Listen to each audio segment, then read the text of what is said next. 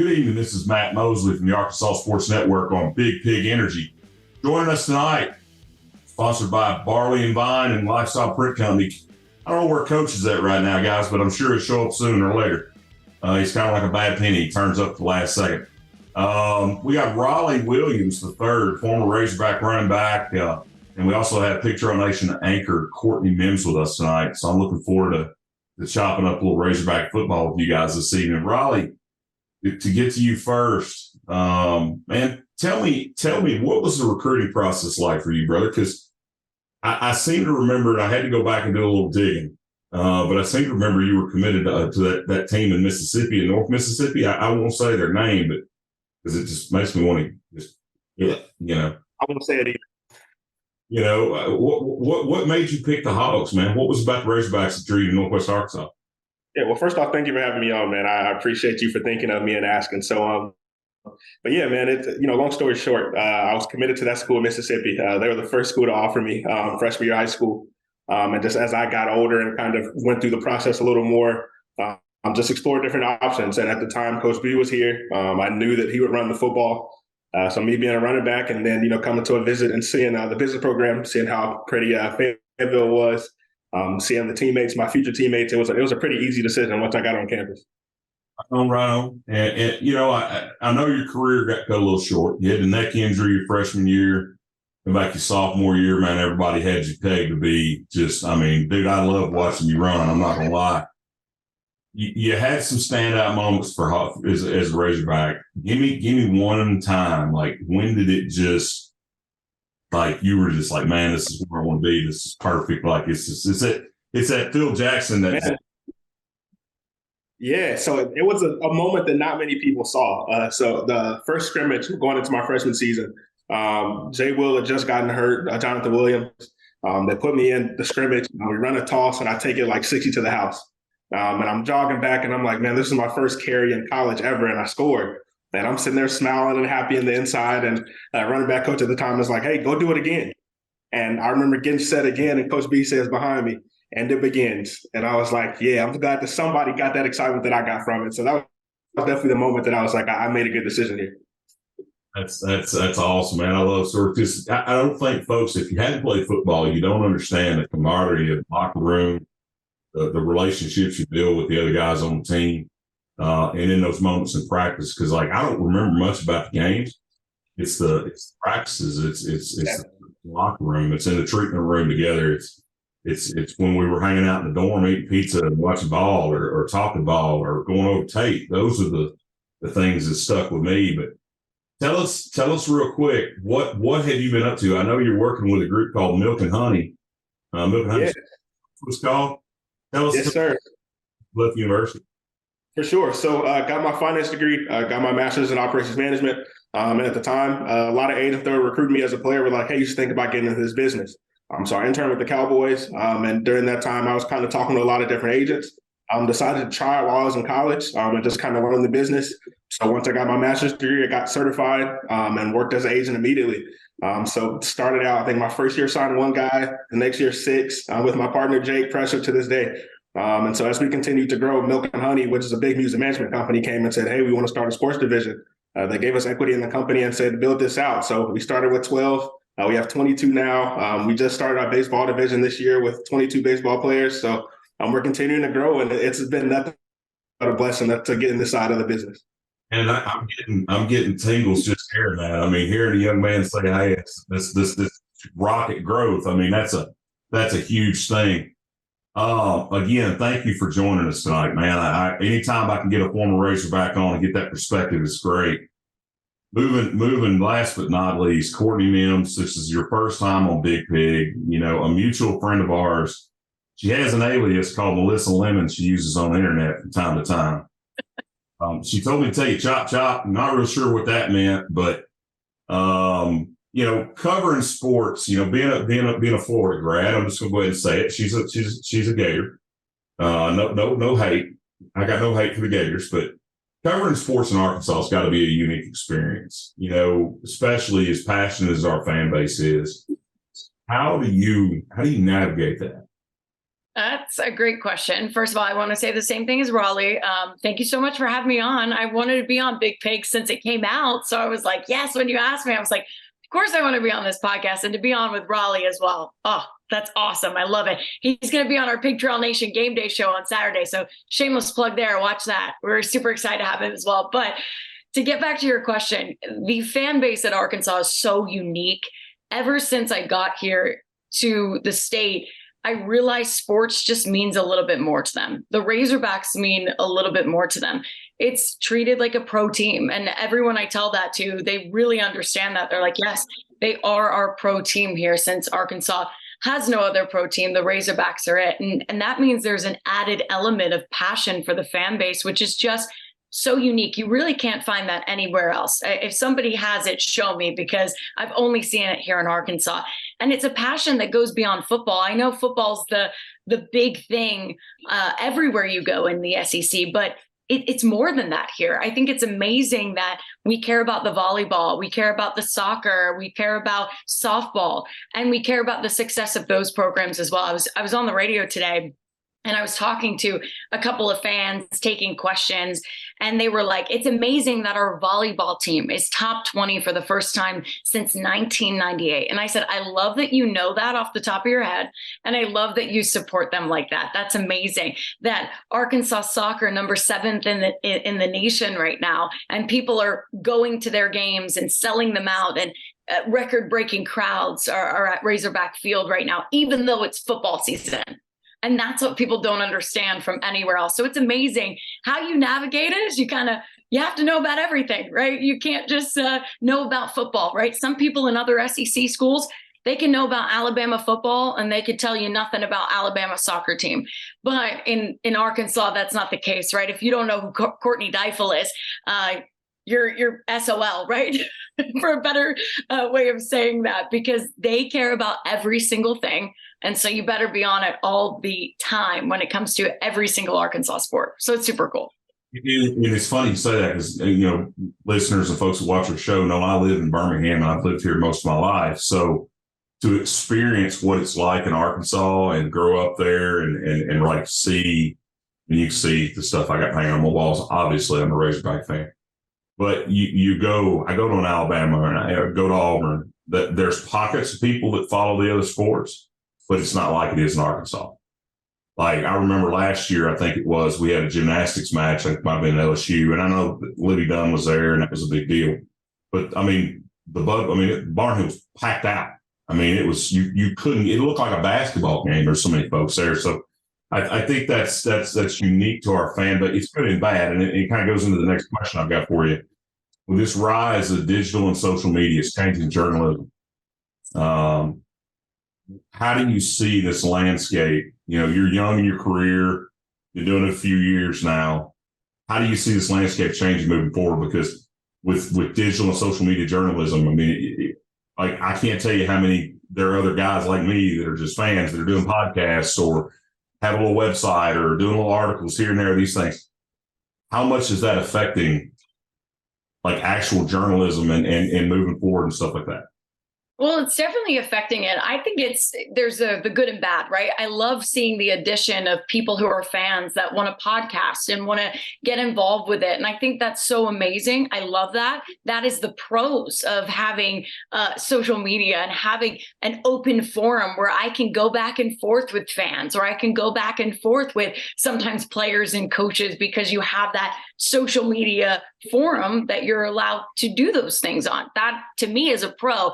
There are some cons and drawbacks to it, because you have to filter out who is in those press conferences and who is the people that are talking to the coaches and talking to the players over just fans, right? Because they'll put things out there and you're like, that's not exactly true. Like, I see a lot of social media stuff these days where I'm like, how do you know that?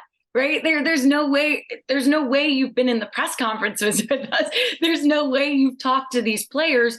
So who are your sources, right? And they can't either tell you, or they're like, oh, they're anonymous.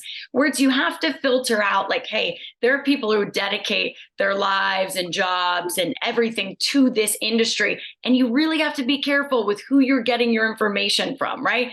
Pig Trail Nation, the people I work for, we have to triple, quadruple check everything we put out. We cannot put something out there without it having been checked by 5 different people. So we can't just put something out there as a rumor, right? When the Rashad Dubinion and Rocket Sanders rumors were swirling a couple of weeks ago, we couldn't just put out there those rumors. We had to go and independently fact check through multiple different things before we put something out there. We couldn't even say Rashad Dubinion was playing, even though we saw him healthy as ever as practice. We had to even fact check, hey, was what we saw actually correct? So was what we saw going to lead to him playing at the game? We still couldn't put it out there because, again, that's the kind of standards that we have to set ourselves to as journalists.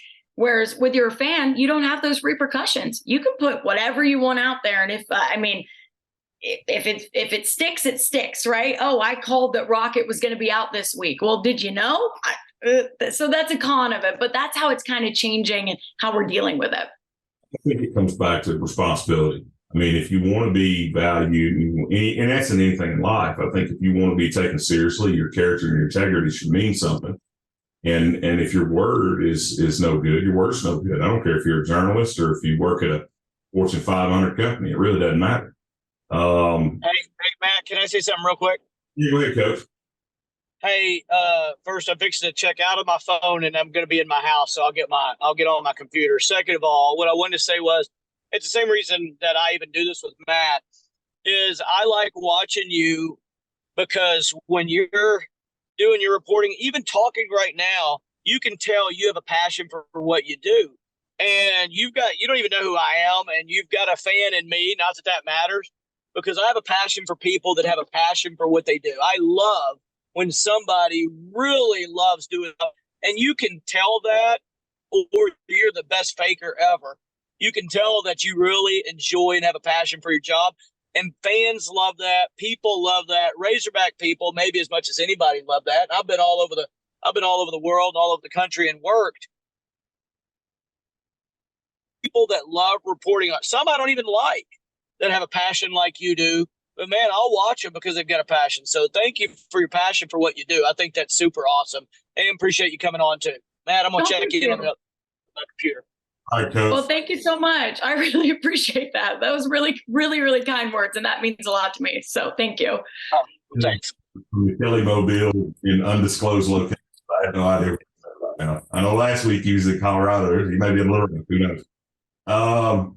One last question. This one's an important one for me because I have a lot of female friends that are in the media. And I always want to ask their opinion on this, because I have a daughter. And, I know there's other guys out that listen to this that have daughters. As a woman in a male-dominated world of sports, I mean, 75, 80% of professional sports is male. College, the big money, the big three, it's all male sports. What advice would you give a young woman if she heard this show and she was thinking about getting into the field of sports media? What would you tell her? That's a really good question. Wow. These are really, really good questions tonight. So thank you so much for asking these. And kudos to you being a girl dad. That's awesome. My dad supported me through my dreams. I wouldn't be able to do what I do today without my dad as a coach supporting me every step of the way. And, listening to all my stuff, telling me how great I do, telling me when I don't do as great, and working with me on how to perfect it. So kudos to you being a girl dad. Love that. The advice I give, it's going to sound pretty harsh. It's going to sound real harsh, but it's the truest advice I can give. And I'm not in the business of faking it or anything. So you're going to have to work twice as harder as your male counterparts. You're going to have to work twice as harder. That's how it is. I'm sorry. That's how it's going to be until we change this. I've always worked twice as harder as my male counterpart. So, that means going to the extra mile, going to extra practices, right? Sitting down with coaches of high school teams in my first market and going, what do I need to know about the game of football as someone who hasn't played it? Can I sit and watch you and practice one day? Sitting down with guys like Rawleigh, and saying, hey, what can you tell me that the average fan doesn't know? And what can you impart on me as a player so that I can better understand what you do and what your life was like? It's about putting in that extra mile, because people are going to respect you a lot more if you go 150% instead of 100%. guys can skate by. They can. I have worked with some guys over the years. I won't mention any names, but they have skated by with just being casual sports fans. And unfortunately, you just can't do that when you're a sports anchor. And especially in the state of Arkansas, I've explained to people here, you got to know everything. Like I said, you cannot just think you need to know football and not know soccer, right? You cannot just know basketball and not know volleyball. So those are things that I've told people, and that's the advice I give for females in this business. You want to be respected. You want to build a fan base. It is about that passion, like Coach was saying there, but it's also about putting 150% into what you do. You got to work twice as hard as your male counterparts, and then people see that. They go, "Wow, oh gosh, she really cares about this. She really wants to do this." So that's my best advice there. That's awesome. That's awesome. I want to tell you, I really appreciate you getting on. I would have got you on last year, but that Lemon lady just kept saying, "No, you don't need to call her. She's not ready." That Lemon lady, she just doesn't want me spewing my Florida Gators stuff on here. That's what she doesn't want. She doesn't want me saying that Florida State isn't what it's all about. Okay. Hey, real quick, I want to welcome. I know he's getting signed in, but I want to welcome Grayson Wilson to the show. Arkansas Razorback recruit commitment, current Central Arkansas Christian quarterback Grayson Wilson. Grayson's gone 95 and 136 for 1,418 touchdowns, 320 yards, TDs, and total yards is 1,734 and 22 TDs for the Mustangs. Grayson, man, I know, man, you got game week going on. You got getting prepared, man. Thank you for joining us tonight. Really appreciate you coming on the show. Coach Kelley's going to get signed in here in a minute. He was in the Kelley mobile somewhere in undisclosed places. I know he's got some questions, but we're not going to take up too much of your time. Man, congratulations on your commitment. Number one, first thing. It's a big thing for a young man to be able to get committed to a university, especially University of Arkansas, being a Little Rock kid. But tell me something. What inspired you to start playing football, and specifically, why did you pick the quarterback position? Well, ever since I was little, I've always been playing. I played baseball when I was little. That was probably the first throwing sport that I got into. But just like being like I love the contact of football, and just it's always been a dream of mine to play for the Hogs, you know. And then just the quarterback position. So I played running back when I was my first year playing. Then I moved to quarterback, and then I played on my first tackle team. I was a running back just because we ran the ball a lot. But then I moved back to quarterback in 5th grade, and I've been playing ever since. That's awesome. I know Coach Kelley's getting signed in. Tell me, are there any specific quarterbacks, college or NFL, that you kind of look up to or try to model your play after? I mean, I've seen it. I was telling him before the show, I really hadn't heard much about Grayson Wilson until my son told me he plays for Russellville. And I think he ran into you or saw you at a 7-on-7 event. And Dad said, "Dad, he's a corner. He said, Dad, it's kick and spin." So tell me, what quarterback is Grayson Wilson looking up to these days? Well, I've always been from college and now in the NFL. I've been I watched Josh Allen a lot. I really like his. He's a big guy. He can throw it downfield. He's got a strong arm. And then he's pretty fast and he can run. I think that's kind of like me. I'm more of a pocket passer in my opinion, but I've always been dual threat. And I've really gotten better at throwing in the pocket, but I can run too. Tell me, what excites you the most about being a Razorback? I know you're an Arkansas kid, but what about being a Razorback? What was the thing that said, no, this is where I want to be? Well, probably just the home environment, the home like family environment, just the feeling of playing for my home state and representing the Arkansas. You know, it's always been a dream of mine. And then the coaches, I love Coach Pittman and Coach Enos. Coach Enos texted me not too long ago, telling me good luck tomorrow, and it just makes you feel good when the coaches are kind to you. Tell us what aspects of your game. I mean, I know there's always something a quarterback or a football player can work on, but what is probably the thing you got to improve upon the most before you get to the university? Well, I've been watching a lot more film. I've been just the film study, and I've gotten so much better with that since last year. And I think that's a big part of like being in college and just being prepared for your next game. I think preparation is always one of the most important things. Coach, I want to throw to you. I know you got in here a little late, but want to throw to you. Got any questions for Grayson real quick? Well, number one, congrats. And number two, you're from CAC, which is right across the river. I live in Little Rock, coached at PA for a long time before I went on.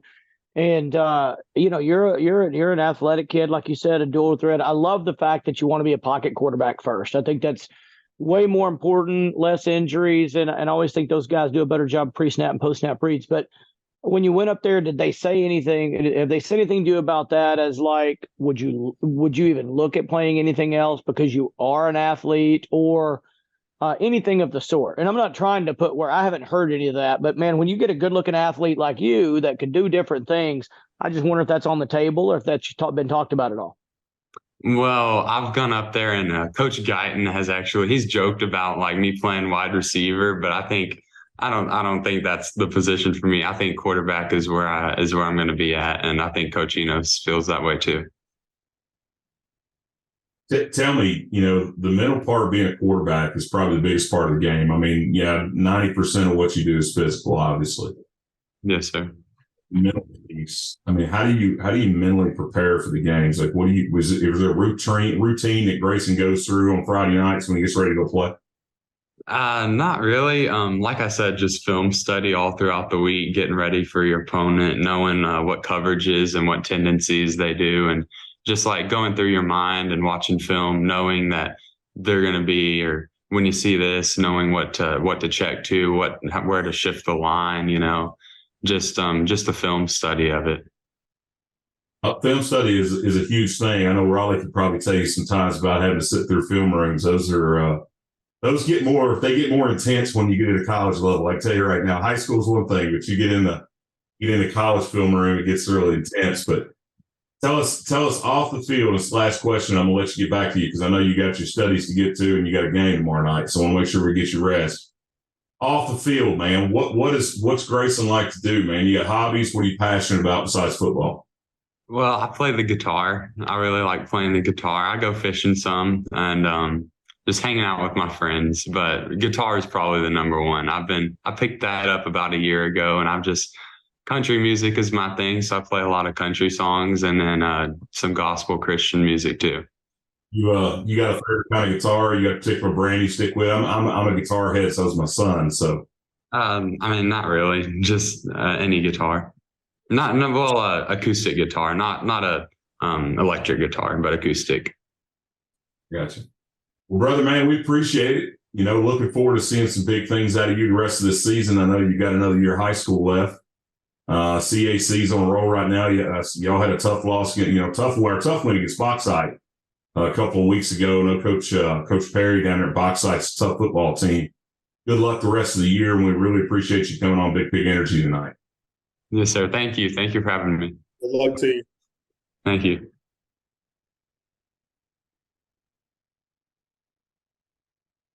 I love good kids. Just going to tell you, kids that can talk and carry themselves like Grayson just did is a huge thing. And I really am excited. I meant what I said. I really hadn't seen much of Grayson, Coach, until Bo was like, "Hey, you need to look at this guy. He ate me up." He reminded me, I hate to say this, he reminded me of Tim Tebow. Yeah. Just the way he carried himself and his talk, sort of humble, but light, real, not dominant speaking. It reminded me of Tim Tebow, especially a younger Tim Tebow. I don't like how you said you hate to say this. I love that. No. I love Tim Tebow. He made me a Gators fan, and I know that's what but he made me. But I am a big fan. He got the shaft in the NFL. I'm an NFL guy too. He got the shaft in the NFL. I mean, the Jets. I will forever hate the New York Jets because I think that guy picked him up to set him up for failure. I really do, because he hated Tim Tebow. And Tim Tebow is a good guy that worked hard, and that's what you need. I mean, I don't want to get into all the Tim Tebow, but the guy makes everybody around him better. Everybody work hard and everybody want to play harder for him. And he got attacked for what he believed in. And but if you asked anybody that's ever played with a guy, if you had to go to battle, the old cliche, they're picking him. They're not picking the defensive end or the linebacker. They're picking that guy because they know he will never freaking quit. As someone who has been like around Tim Tebow a lot, I've gotten to interview him. I've gotten to personally, talk to him just outside of a football setting, just as a human being. Yeah. I mean, the things I have seen this man do, it's not like something for the cameras. It's not just, a lot of people think, oh, he just does that. Is he really like that? Or is he just put it on, when there are cameras around? Right. He doesn't. He is like that when nobody is watching, right? Yeah. He is like that when he's just talking with me. It's like, do you want to pray? Like, is there something on your heart right now we can talk about? I mean, he is that. Yeah. You want to talk about mental health and stuff. Tim Tebow's that guy. He's like, what are you worried about right now? What's heavy on your heart? What can we talk about? And I think that's just who he is. I mean, he is truly, I understand why people and players, former players wanted to go to battle for him, because I would too. I'm like, suit me up. I'll be an O lineman for Tim Tebow. I don't know how good I would do, but I would be out there. For the people that are watching this that are old-time Razorback fans, I hired Anthony Lucas to work for me. Anthony Lucas was a long-time Razorback, leading receiver in the history of Arkansas Razorbacks. And I knew Anthony about 7 years before I ever interviewed him for a job to work for me. And I waited that long because I thought, he's such a good guy. He's got to be fake. I think there are people that are waiting for the shooter drop with Tebow. They're like, he can't be that good of a guy. Well, I thought that, and I worked with Anthony Lucas for 10 years before I moved on. He is that guy. He is the same. He is that good. I don't know how anybody's that good all the time, but there are a handful of them out there, and thank God the world needs them. But I believe you, because Anthony Lucas is one of the guys that people did. And I thought it myself, there's no way that's him all the time. He's fake. He's got to be putting on. He's not. It's unbelievable that somebody can be that way. And those are the people you love being around, right? I'm not that guy. I'm an emotional roller coaster. I'm not fake. I am who I am all the time. He's always positive and he's real. I'm always real, but I'm all over the place. So I love those kind of guys. I think it's ingrained in you from birth. Some people are born with it, some people ain't. There's some people born running 4.3, and some people is going to run 5.5. It just, sometimes there's people in the world that I think, and I believe in providence, and I believe sometimes the Lord just puts people into the world that just need to be there. And I'm like Coach. I used to be kind of skeptical when Tebow was in college. Of course, I was in my 20s and wasn't maybe living the way I needed to live, but I see some of the things. But then I got working down in the Gainesville area, got talking to people kind of like Courtney that had sat down with him, had talked to him, like, this guy is consistently the same guy. It doesn't matter who you are, doesn't matter what you do. He's the same dude. It doesn't matter the situation. They had the Swamp Chronicles, whatever just came out on Netflix. You got a little bit of a peek of the guy that is in the locker room, a little bit of peek of the guy in the weight room, but you really didn't see. Like, I expected that he's in the locker room, you're going to see him say something out of character. He was the same. He was intense. Like, he had it. The dial was wound all the way up to 15. Like, he was wound tight, but he was the same guy all the time. And I think that's a huge thing. So, I'm going to jump into LSU recap real quick.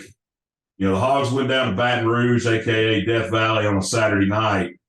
I'm going to be honest with you. I got chill bumps when I got the text message that we were wearing all red. I heard about it before it hit social media. I got some friends that were at the game, and I love seeing us in all red. I really like the white stripe on the pants, by the way. That was a good look.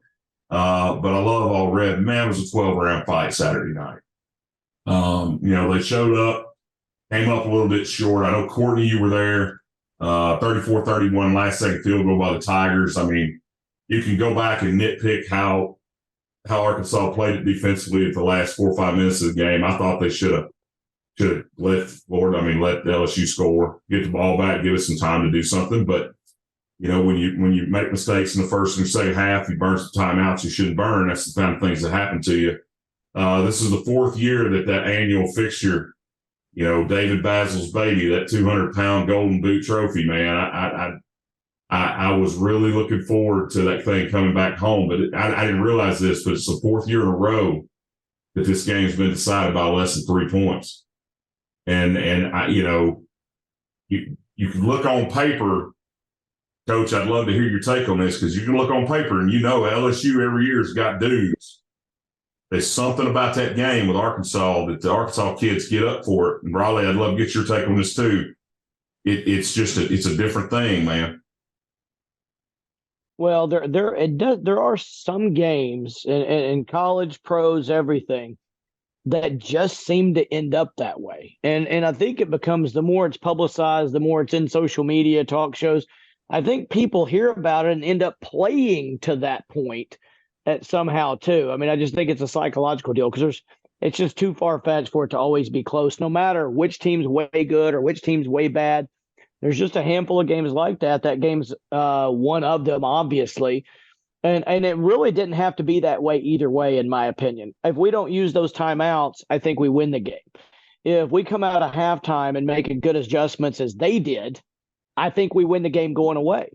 If they don't make a couple of dumb mistakes, and we don't get the KJ Jefferson where they hit him late, but we wouldn't have been mad if we would have been pissed if they'd have got that call on Jalen McDaniels. But if a couple of those things, I think either team could have won it going away, but it didn't. It happened the way it happened, and those games always end up that way. Yeah, I mean, rivalry games are usually like that. When I used to think back about what coaches used to say to me, they used to always say it's my scholarship versus your scholarship. And sometimes it just comes down to that. Who has the most pride when it comes down to the last couple plays? And like you said earlier with letting them score, it comes down to pride, man. I know that everybody thinks that's the best thing to do. But as a coach, I can imagine it's hard to say, hey, man, just let this happen. But it just shouldn't come down to it at the end of the day.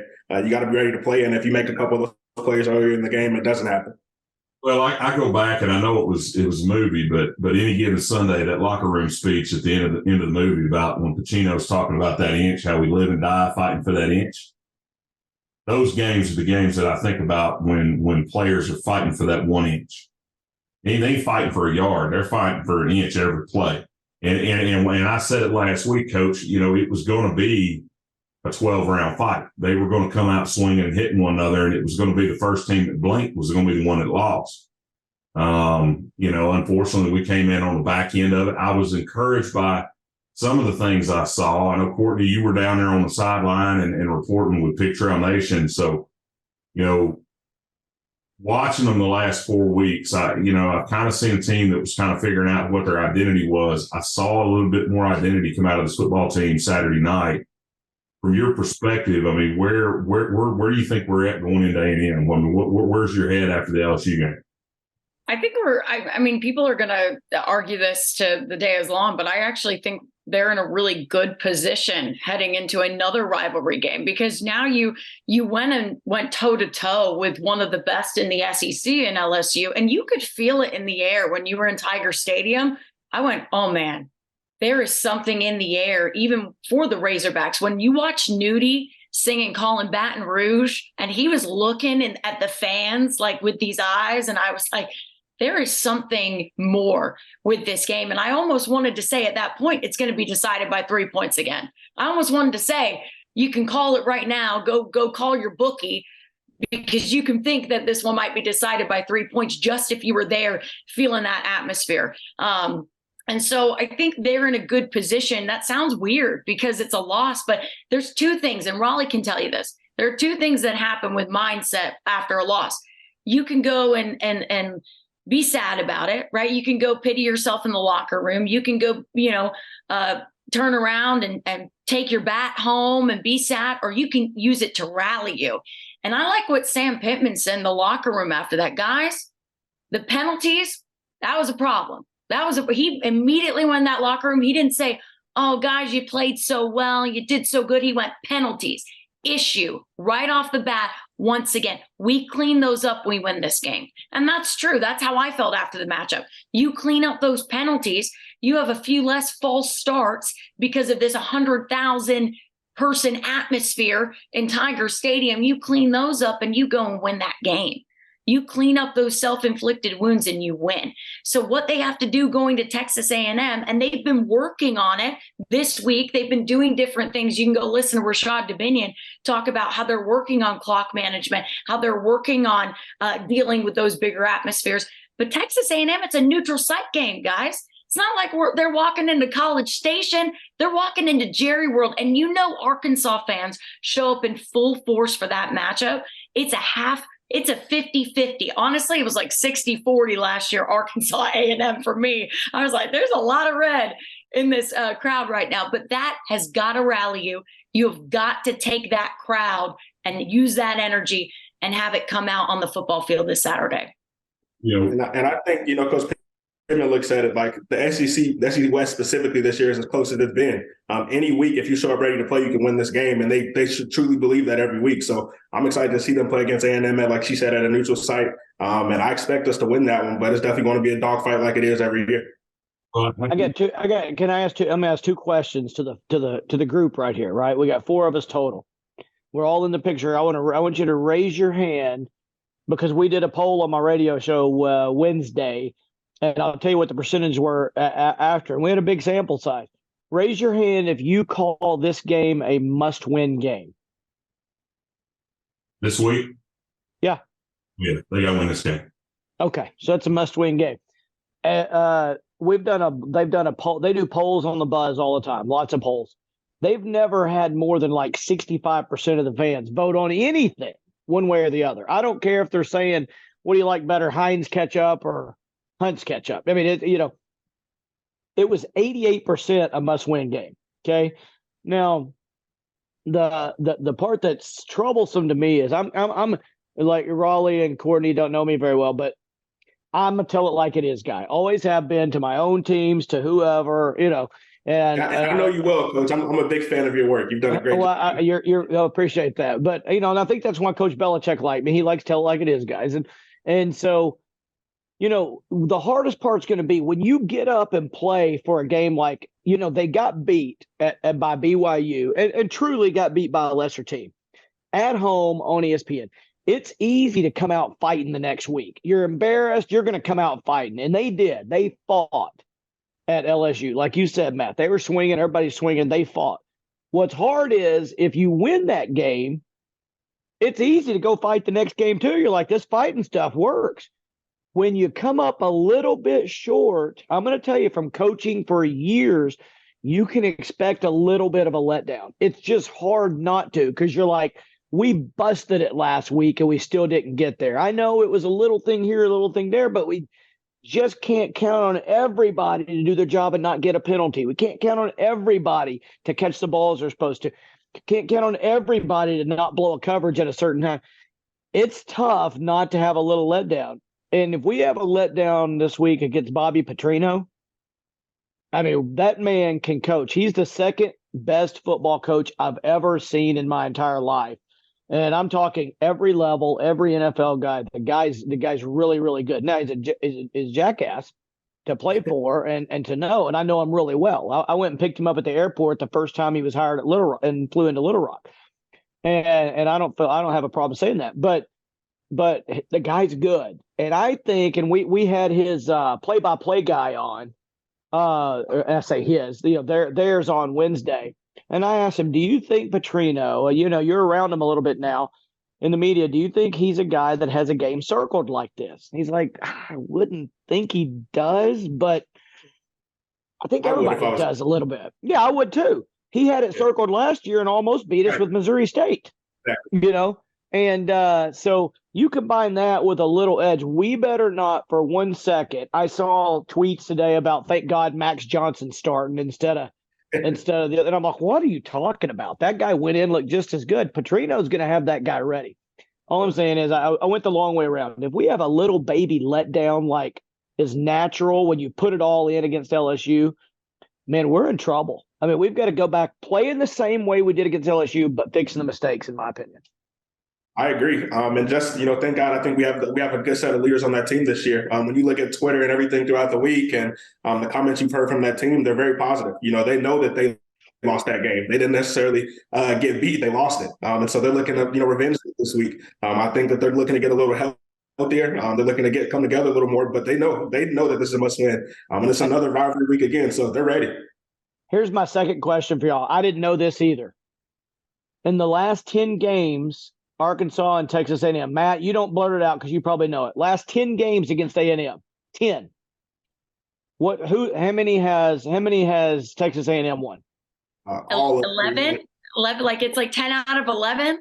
Yeah, it's 10 out of 11. It's 9 of the last 10. I would have said it's 5 and 5 out of the last 10.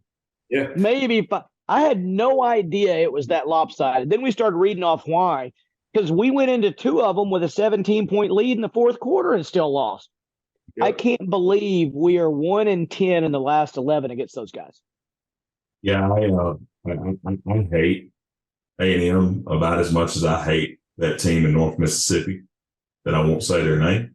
I was raised to hate teams from Texas. Like my family is old school Razorback fans from the 60s and 70s, 50s. I mean, I've heard all the stories. So we get into A&M, I got some interesting things to say. But, talking about LSU again, I'd love to get Raleigh's perspective. We had a space after the game on Twitter, and we do those from time to time. My guy Random's a little early because we're running a little behind. So I got a buddy from Australia that's going to join us tonight for a few minutes. So it's going to be kind of interesting. We're going to shift gears here. But I described the noise in Death Valley because I've been down there for games a couple of times. I described it as a garbage truck alarm that backs up at 120 decibels, and it's that way for 60 minutes. That's all you hear because that place is unhinged, just nuts. So we're a little out of sequence because we're running behind tonight, but I want to go ahead because my guy's doing this. He's coming in from work. This is my friend Bradley, random Aussie things. He's from Perth, Australia. We met via the Twitter machine about, a year and a half ago. Here in the last, 6 months, he got me into Australian rules football really, really heavy. I started cheering for the West Coast Eagles in Perth. They're the worst team in AFL in the whole country of Australia. I'm like, it makes sense that I would pick the worst team because I've been a Hog fan all my life. We did a little jersey swap. Hold on. G'day, guys. How are you? Good. How are you? Doing so good. How are you doing? I got my jersey. I can't wear it. Fat. I haven't lost enough weight yet. There's mine. That's what they wear over there. This Rawleigh, could you imagine playing football or something like this, brother? I could not. I mean, that's what it is. I mean, so, Random and I, we got together and I said, hey, man, I tell you what, you send me an AFL jersey. I'm going to send you a Razorback jersey. Well, he's wearing his tonight. I can't wear mine because, frankly, y'all do not want to see me in that thing. I promise you, it is not. It looks like 5 pounds of ham slammed into a 2-pound sack. I'm just going to tell you. Random, man, I know you're still learning about American football, brother, and I know you're on a limited time frame, but I wanted to shift to you real quick because I told you what time to come and you came at the right time. So I know you've got some questions for Coach Kelley specifically about American football that you wanted to ask. So I want to give you an opportunity. Coach Kelley, this is Bradley or Random Aussie. He's got some questions. He's learning about American football. It's new to him. But I want to let you and him have a little dialogue back and forth real quick. Yeah, g'day, guys. How are you? Good. How are you? Just wanted to double check that you can hear me okay? Yeah, I hear you fine. Oh, hold up. Yeah, I got you. Yeah, I'm good. I got you fine. Yeah. Oh, beautiful. Yeah. G'day, Kelley. Coach Kelley. I've got a couple of questions for you. Sorry, okay. Mate. I've just got a bit of feedback coming on here, but hopefully you can't hear it. But in Australia, American football isn't that popular. However, a lot of people here know Australians can use their kicking skills from Australian rules football to America and become punters. How important are punters in American football, and what is their role? Well, it depends on what team they're on. As in any team, they vary. If you're on my team, your role is to get the water for the guys that are really playing and really important. I'm just kidding. I'm kidding around. I'm kidding. No, you're so serious. I'm not big into the whole. I never have understood. If we had aliens come in from outer space and they just immediately could intake the rules of football, and you go, you know what? We get 4 downs to make a first down. Hey, but on one of them, we're going to use 25% of our downs to give the other team the ball. They'd think we were all stupid. So, it's not really just that. There's a lot of numbers involved, but nah, I really don't have a lot of use for punters. Oh, that's disappointing for every single Australian now. No, I'm only joking, mate. I did have a punter when I've taken over a couple of jobs. I did have a punter that I made a receiver that was pretty good before it's all over with. Yeah. So I mean, he could catch a 15-yard. He could catch a 15-yard snap all the time. He had to be able to catch a football on 10 yards downfield. Yeah, for sure, mate. The one of the things that with the Arkansas punter that I've learned, Max Fletcher, his dad he's a massive famous Australian rules football ex-player here. He used to have a big kick on him. I'm trying to do the conversion from meters to yards, but in our sport, he would kick the ball regularly, probably 70 yards all the time. So he was a very big kick. All right, thanks for that, mate. I've just got another question for you, mate. How come college football is so popular in America when players aren't even professional? You know what? I actually answered this all the time too, because the difference between the NFL and college, if you go to a college football game, this might be beneficial for all of you. You go to a college football game, most of the people there, Arkansas is different because we don't have a pro team. So that is the team. But most places you go, if you go to a college game, it's white collar workers, people that have graduated college, friends or family of those that go to that college, and it's white collar workers, and they love their college. They love their experience. They had this. The NFL is more blue collar fans. And what I mean by that is people that maybe didn't go to college, but they work hard, they're grinders, and they want to see their teams work hard, but they are in. It means maybe a little more emotionally to them because they hang some of their happiness on it. I've read various studies about how when an NFL team loses a game, how they can expect sales the next week in local retail stores to go down. If the NFL team wins, the sales they are emotional about their NFL teams. But that's what you get. And I'm from a blue collar family. I'm the first person in my whole family to ever graduate college. So I feel like them. Football was life and death for us. I mean, it mattered whether we were going to be happy the rest of the week or depressed and pissed off the rest of the week, whether it was the Razorbacks winning and the Cowboys winning. And I think that's the difference is that I think it's a different kind of fan, and maybe not in Arkansas. Again, everybody loves the Razorbacks because we don't have a pro team, but I do think that's the difference. Makes sense, mate. I've just got 3 more quick questions for you, mate. Thank you. This is all coming from a perspective of an Australian that doesn't know too much about the sport.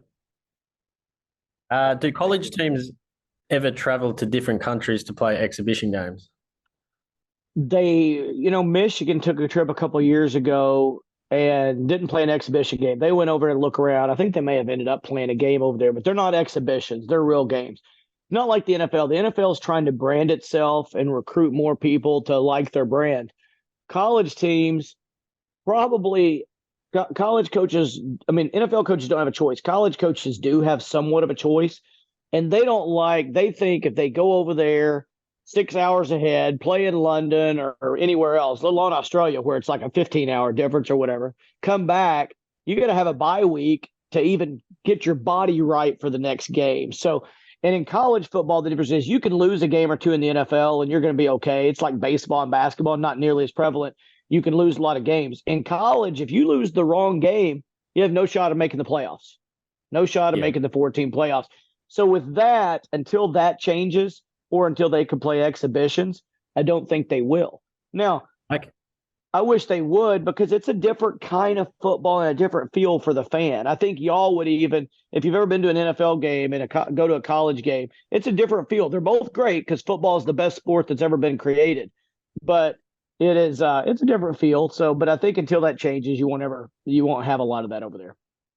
Yeah, I went to an NFL game in 2014 actually when I was in America. The Giants versus the Texans. Unfortunately, you saw two bad teams. No, I'm just kidding. But back then when I was at the game, I remember just being there and I had no idea what was going on. But it was fun. But now through Matt, I've learned a fair bit and actually quite enjoy the sport. All right. Just another couple of questions, mate. Thanks for answering, mate. It's definitely great insight. Do college teams have scouts in other countries looking for talent they can potentially bring across to the college system? And technically, no, but they look at film from guys from other countries. SMU had a really good defensive end a few years ago from Romania or somewhere like that I would think would be a tough guy. This is a big man, bowed up guy, was a really good football player. Had to learn, obviously, was way better his third year than he was his first and second because he was learning the game himself. But to answer your question, not scouts. Like we send tennis coaches send scouts over to the Europe more than they send them anywhere else because tennis is really good over there. Football is not really great over there. Matter of fact, I'm looking at going and coaching a pro team over there in Europe, and they only allow a certain number of Americans because the disparity between the talent levels are so great that they can't. So you're not going to go look for a football player in Europe necessarily. Now they are going to Australia and finding some punters and kickers, and I might go over there and find a linebacker because if you play Aussie rules football, you're a tough sucker with the way y'all play it, it's a different world, different rule. And so, I don't think that would be a bad place to go look for a guy, to be honest with you. But they're probably not going to because there's a lot of good football players around here. Yeah, of course. Yep. Thanks for that. And last one, mate. What advice can you give to someone who is trying to learn about American football? Watch it with somebody that knows what the heck they're talking about. Because for everyone, in my opinion, that knows what they're talking about, there's 9 that have really just don't know what they're talking about. And you just get kind of mixed up on it. But it is really watch it and with somebody that knows what they're talking about and somebody that doesn't mind, you asking them questions during the game. You can learn a ton from asking questions and listening and asking, why are they doing that? Why are they doing that? You can learn more in one game than you could learn in 20 watching on your own. Okay, yeah. Beautiful. Great advice, mate. Thank you for that. And I'll just keep watching it. I've got Australia here in Australia. We can only watch certain college games, and they're always on at strange times for us. So YouTube and highlights and things like that. Probably my best bet at this stage. But how do you guys say it? Wee Pig Suey? Is that the one? That's it, baby. That's dead on. Yeah. Randall, brother, I appreciate you coming, man. I think it's awesome that you're getting into the sport. I mean, I think I told you this the other day. I work with a guy from Melbourne that actually works for my company, and he saw my West Coast Eagles jersey hanging in the back of my office, and he's like, where'd you get that, mate? And I was like, that's this guy in Perth, and we're, kind of become friends and, told him the whole story. He just thought it was awesome. So, man, thanks for coming on Big Pig, dude. It meant a lot to me. I really appreciate it. No, good, mate. Thanks for giving me the opportunity. And, hope you guys have a good evening over there, isn't it? It's daytime here. Yeah. Nice to meet you. Cheers, guys. See you, Rawleigh, Courtney, and Kevin. Yeah, thanks for coming on. That was awesome. Catch you, mate. I was. Thank you. Yeah, cheers, mate. Yeah. That guy is one of the most genuine human beings I've ever met, and I've never met him in person, if you can believe that. We did the whole jersey swap thing, and I was for about a week, I was back and forth in the mailbox looking for my jersey because I was like, I think this is the coolest thing ever. So we're running a little on time, and I want to be respectful because we try to keep this thing to an hour. So we're going to be flying for the next 5 or 10 minutes. I'm going to skip a lot of the LSU stuff because, I hate digging into that too much because we all watched the game. We know what happened. I do want to highlight a couple of things. mainly Luke Haas. You know, how great is it, coach, to see the tight end getting involved in the football game again at Arkansas? Haas had his first 100-yard receiving game as a Razorback, finished with 6 catches for 116 yards and 2 touchdowns. He's the first true freshman to register multiple touchdown receptions at a game since it's a guy that you know, Hunter Henry, did it down in Baton Rouge in 2013. I offended Coach last week because I said I thought Haas would end up being the best Razorback tight end ever. He told me that he told me I was wrong, and I may be wrong. I really like the Haas kid. I like Hunter too. No disrespect to Hunter. I love 84. I got a buddy that played for that team in North Mississippi, and every April 25th, I send him the video just to remind him that we own your ass. You know, I send him to that every chance I get. I don't know. You know, so I will say you called it. I mean, last week you said before the game that this kid looked pretty good to you. Man, did he ever show out in a big way?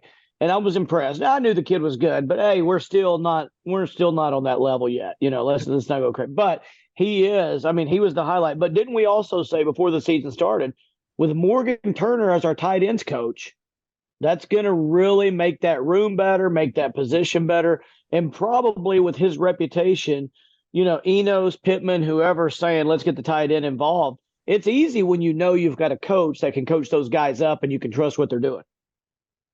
You know, we were talking about the noise a while ago and the you know, at 120 decibel, I talked about, you know, the garbage truck alarm just for 60 minutes in your ears. Penalties were a problem again Saturday night. We had some false starts. We hit most of them were on the offensive side of the football. We had a couple of defensive penalties, but 11 for 69, which I think is cleaned up considerably compared to the week before. Week before against BYU, against BYU, it was like 125 yards. I hate seeing our Did he freeze up for y'all? Yes, he freezed up for me. Okay. Okay. Am I back? You froze up for a second there. You had a weird look on your face too, and I was looking at their faces to see what they were doing. Everybody was scared to say anything. It's possible I had an out-of-body experience, Coach. I mean, you never know. You know, but talking about penalties, I mean, it's been a big thing, you know, the course of these first 4 games and going into Dallas, you know, going to Arlington, it's loud, which I hope that I don't have to hear that stupid Aggie chant stuff with the I don't want to hear that. I hate that stuff. But what Coach Rawleigh, I'd love to hear this from you too, and according to your perspective would be great from being there. What do you do with the team when you're having these mental mistakes like this? I mean, how do you fix it? I think that's when the leaders step up and say, hey, we're on the same page. You know, that's something you can control. And if you give yourself an excuse, it'll keep happening. If it's, hey, it's too loud or I can't understand or you're not communicating well enough, you're going to allow yourself to keep doing it over and over. But when you look in the mirror, when your leaders tell you, hey, I don't care what it is, you got to figure it out. Usually guys figure it out. So that's what it's about at the end of the day, I think. I think Raleigh's right. Number one, you want your leadership to step up because it means a lot more to the team a lot of times when it's a player going, guys, we can't make these mistakes. You know, they hear the same crap from coaches all the time. And when you hear a leader, a true leader, one that you respect, and he says it, they tend to pay attention. That's one. The other thing that I always did, and I always felt like we were one of the least penalized teams always because of this, I told the guys the stats, the numbers about how penalties helped on defense or hurt on offense. For instance, on defense, if you get a 15-yard penalty, for instance, a pass interference, a roughing the passer, or something like that, a late hit, unsportsmanlike conduct, their chances of scoring go up almost 70% on that drive. That is a huge deal. You mean one dumb mistake almost doubles their chance of scoring. Forget everything else. Well, that means something to them. On offense, for us, for example, like I did my last 4 years of coaching, and my team scored an 80. We led the world in offense, and I'm proud of that. But we did that because we made fewer mistakes. We scored a touchdown 88% of the time. The national average was like 30. Okay, but if we got a penalty on our drive, the number went from 88 to 18. Any kind of penalty, a 5-yard penalty, a holding. Even if it was on first down and you still had 1st and 15 and 3 downs to make 15, our scoring went from 88 to 18. I made sure the guys understood because, you know, when a coach says, guys, we can't get penalties, that hurts us. What does that really mean? And they need to know it means we got about, of 88 to 18, you cut your chances down into about a fifth, 20% chance of scoring compared to what you would have if you didn't have that. And on defense, you're almost doubling their chance. I think they need to understand how significant it is. And the only way you can really tell them that is with true numbers that can't be manipulated. I think both Rawleigh and Coach making absolutely great points. It's hard to add on to that, but I do want to say something for the Razorback fans. Just having been in that environment for the first time, like some of those players were walking to Tiger Stadium for the very first time. It is a different atmosphere. It's hard to recreate 100,000 fans when you come to that indoor practice facility. You can't do it. Raleigh's shaking his head. He's like, no, you can't. You can pump in as much crowd noise as you want. You're never going to recreate that game atmosphere. And so I think we have to remember that just a little bit when we're talking about these penalties, because a lot of them being false starts in that second half and the crowd noise. And I made this point on our show this week, was the crowd noise got more intense as the game went on, where I could hear a little bit in the first half, but I could not hear what somebody was saying right next to me in the second half. I mean, a ref tried to talk to me and I was like, I don't know what you're saying, man. I really cannot hear you. So you have to remember that they're dealing with the same thing on the field in that moment. And it's really, really tough to recreate that. They're walking into a different scenario this week in Texas A&M in a neutral site, right? Where you're not going to have the same atmosphere where there's 100,000 plus Tiger fans screaming at you. You have more of a half and half. So it's a different scenario. It's a different situation. And like Rawleigh said, like Coach said, it's on the players a little bit. Coach Pittman can yell all he wants and say penalties, penalties, penalties. It's on each of the leaders to go, guys, penalties were an issue. And every single leader on that Razorback team echoed that this week. So, well, let me put a little bit of the issue back on the coaches. Where there's we can do things. If we decide something's important enough, we can find a way to get it done. We've got tires that don't lose their tread, but we don't manufacture them because of jobs, and light bulbs that never go. If we want to bad enough, we can find a way. 2 words: silent count on offense. You will never jump off sides, and there's 97 ways to do a silent count without giving away when you're going and everything. I mean, my best way when I knew we were going to play someplace that was crazy loud, or they let the band play and they weren't supposed to, and you couldn't hear yourself think, was this. The center, after the quarterback waved his hand, got to snap the ball whenever he freaking well pleased. We didn't know when it was going to be snapped. They didn't know it, but nobody's jumping off sides. Nobody has an advantage. To give up, to get away from the penalty, you have to give up the advantage of knowing when the ball is going to be snapped, to get a baby jump on him because he's still looking with his eyes.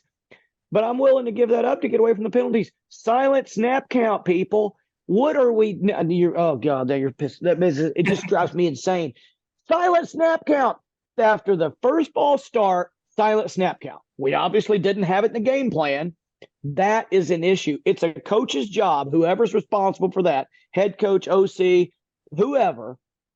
It's the coach's job to make sure we have a plan for every freaking thing that can come up. And people did. And I'm not, I hope you're not mad at me, Courtney. I'm not upset at you.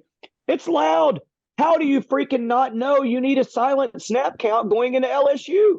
It's insane. And after the first ball start, you go to a silent snap count. And after the second one, if you don't, you're an idiot. And we just kept letting it happen. And I'm like, what are we doing? That's my biggest issue of this whole game. Silent snap count. Everybody relaxes then. And then you're not even hearing anything. You're just focused on your job at hand. It literally takes so much stress off the players as well. Okay, I'll get off my soapbox or whatever the freak that is. I mean, that drives me insane. I hate false starts because of noise, because they're 100% avoidable. Absolutely. No, you're 100% right. And I don't mean that's the coach's perspective that you're adding into this, because you're the first person, genuinely, you were the first person I have heard say that. And I'm thinking now, I'm going, yeah, that's simple. Like, why didn't we ask the questions before? Why didn't we, it's a philosophical thing. A lot of coaches just don't like silent snap counts because they think we need that 0.5 of a second advantage by knowing when the ball is going to be snapped. believe me, they're guessing half the time anyway. It doesn't even matter. It's not. I'll tell you what. Ask me if I'd rather have a 50th of a second or 5-yard penalty. That's an easy win. Yeah, because anytime you're taking a penalty, you're backing up, you're causing your offense to get off script, get off tempo. Things aren't working correctly, and it just showed up some Saturday night. Rashad Dominion had a big game, career high 15 rushing attempts at 78 yards. I think he averaged 5.2 yards a carry. A couple busted plays in the first quarter, first half for LSU. But Jaheim Thomas, man, that kid has really impressed me. The transfer, fourth game, double-digit tackles after logging 13 career stops, had half a sack. He's tallied 10-plus tackles in 3 of his 4 games as a Razorback this year. Dwight McGlothern-Nudie looked good again Saturday night. I was screaming at the TV, putting Nudie on Neighbors all night. I mean, I'm telling you guys, we could not have recorded on Monday. I could not talk. My wife walked into the room and she said, "Baby, they can't hear you." I said, "I don't care." I'm screaming, put number 2 on Neighbors because he's beating 15 like he stole a family pig. I mean, let's just be what it is. I mean, he was getting caught flat-footed. You can tell he had him, and they picked on him. But Nudie played a great game. He's had 2 picks this year, 1 forced fumble. I think it's the 7th career pick as in his career total. Coach, we talked about it last week. If Arkansas was going to beat LSU offensively or defensively, that they had to get Jalen Daniels off his spot, and they did that in the first half. LSU made some great adjustments in the second half and pretty much stopped all that. They shut that faucet off, and Jalen Daniels, I think he was almost perfect in the second half throwing the football. What do you say? I mean, what kind of adjustment did you see? And Rawleigh, I'd love to hear your take on this too before we get into A&M. What do you think was the adjustment that LSU? What did you see? Because I saw them start using tight ends and running backs to chip that extra blocker and to slow guys down. So I'd love to hear y'all's side of this.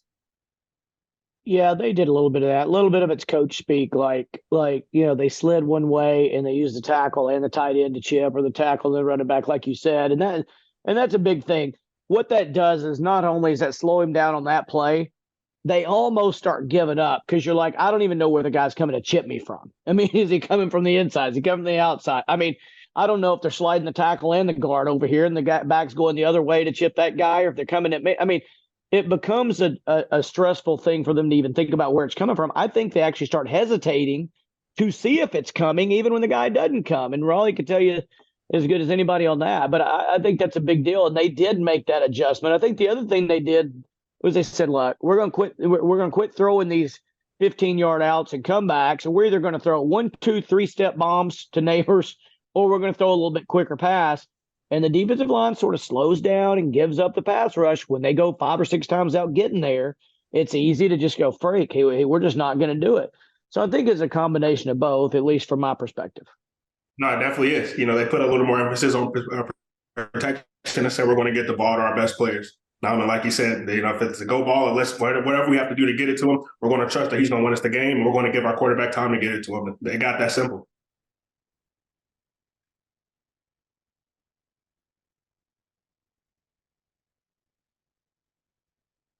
I can't hear. I can't either. Yeah, I didn't hit the mute button to turn myself back on. My bad, guys. Sorry about that. Well, and you were looking sideways. I didn't know if somebody walked in the room and you just mute for a second. My door's over there. I've got 5 screens in my office, so I'm trying to read.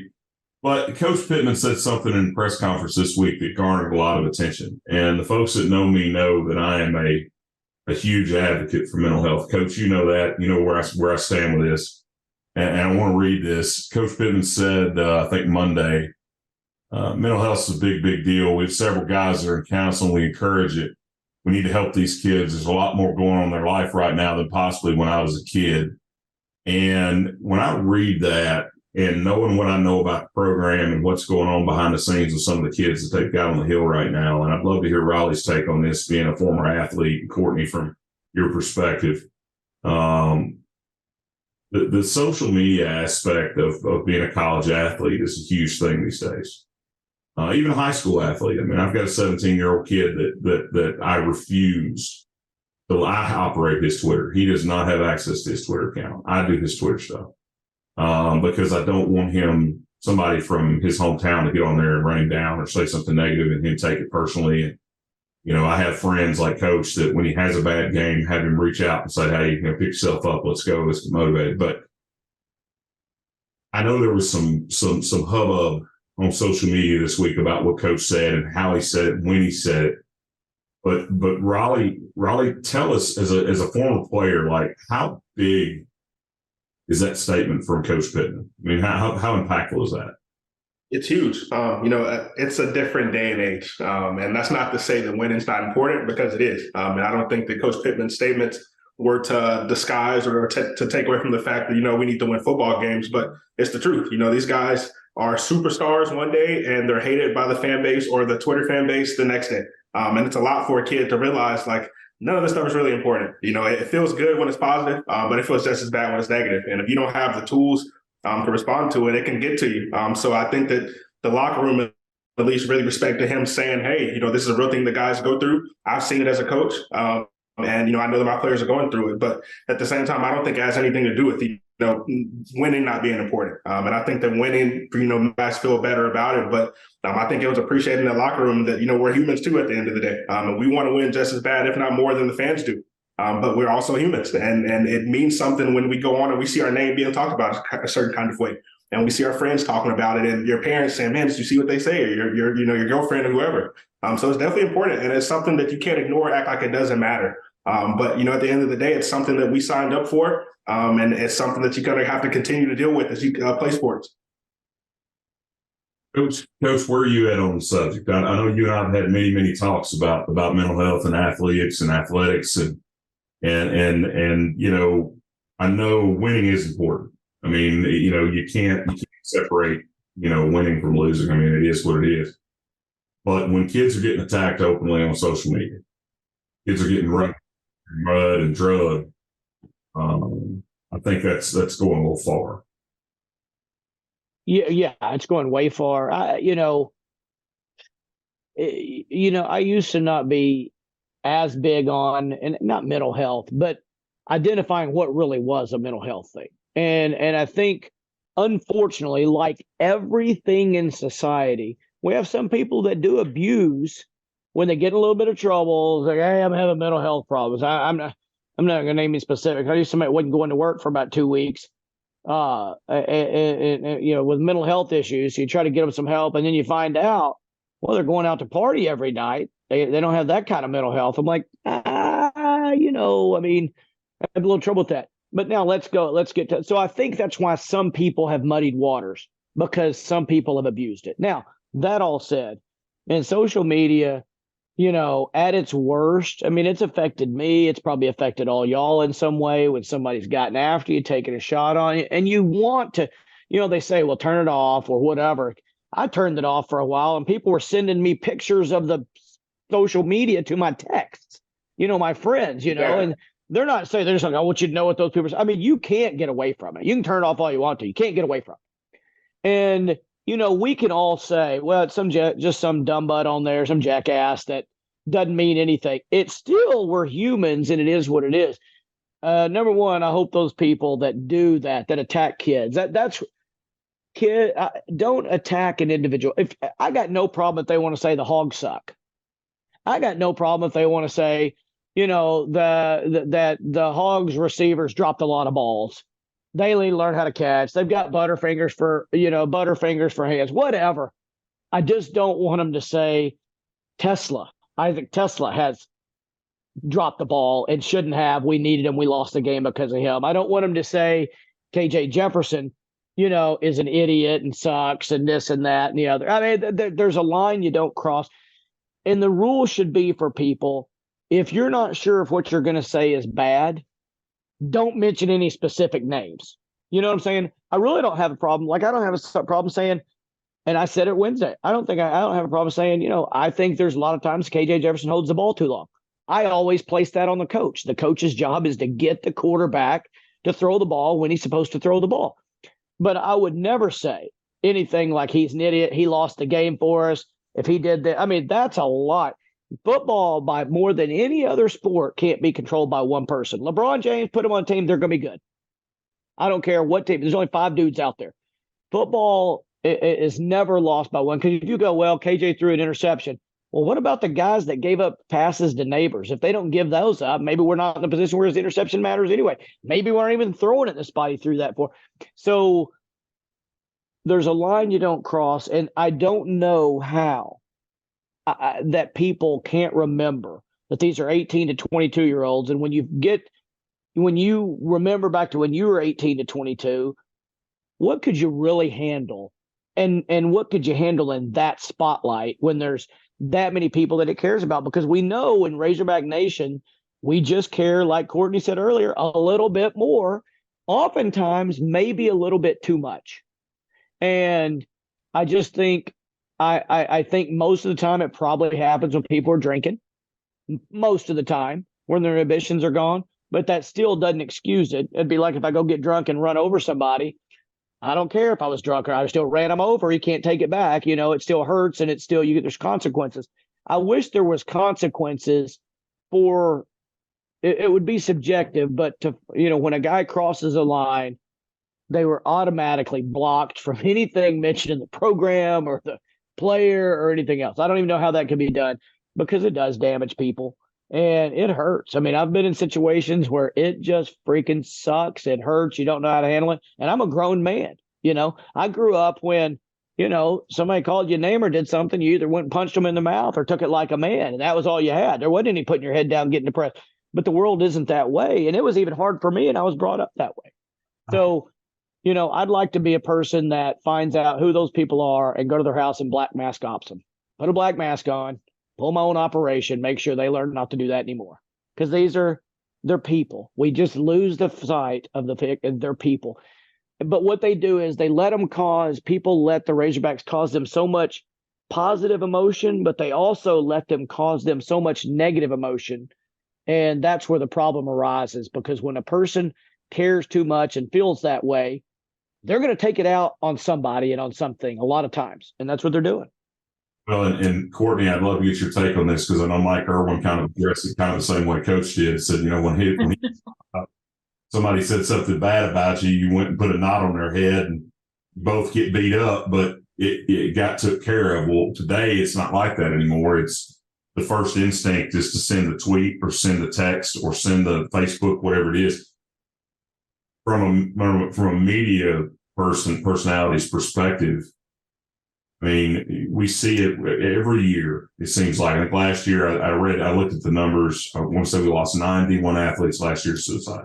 9 nationally. That's D1. That's not D2, D3, NAIA 1 and 2. None of the junior colleges. That's just Division 1. The SEC itself lost 2 football players last year to suicide. So I think it's important. I would love to hear a media person's perspective on this take because it's something I don't think it's talked about nearly enough.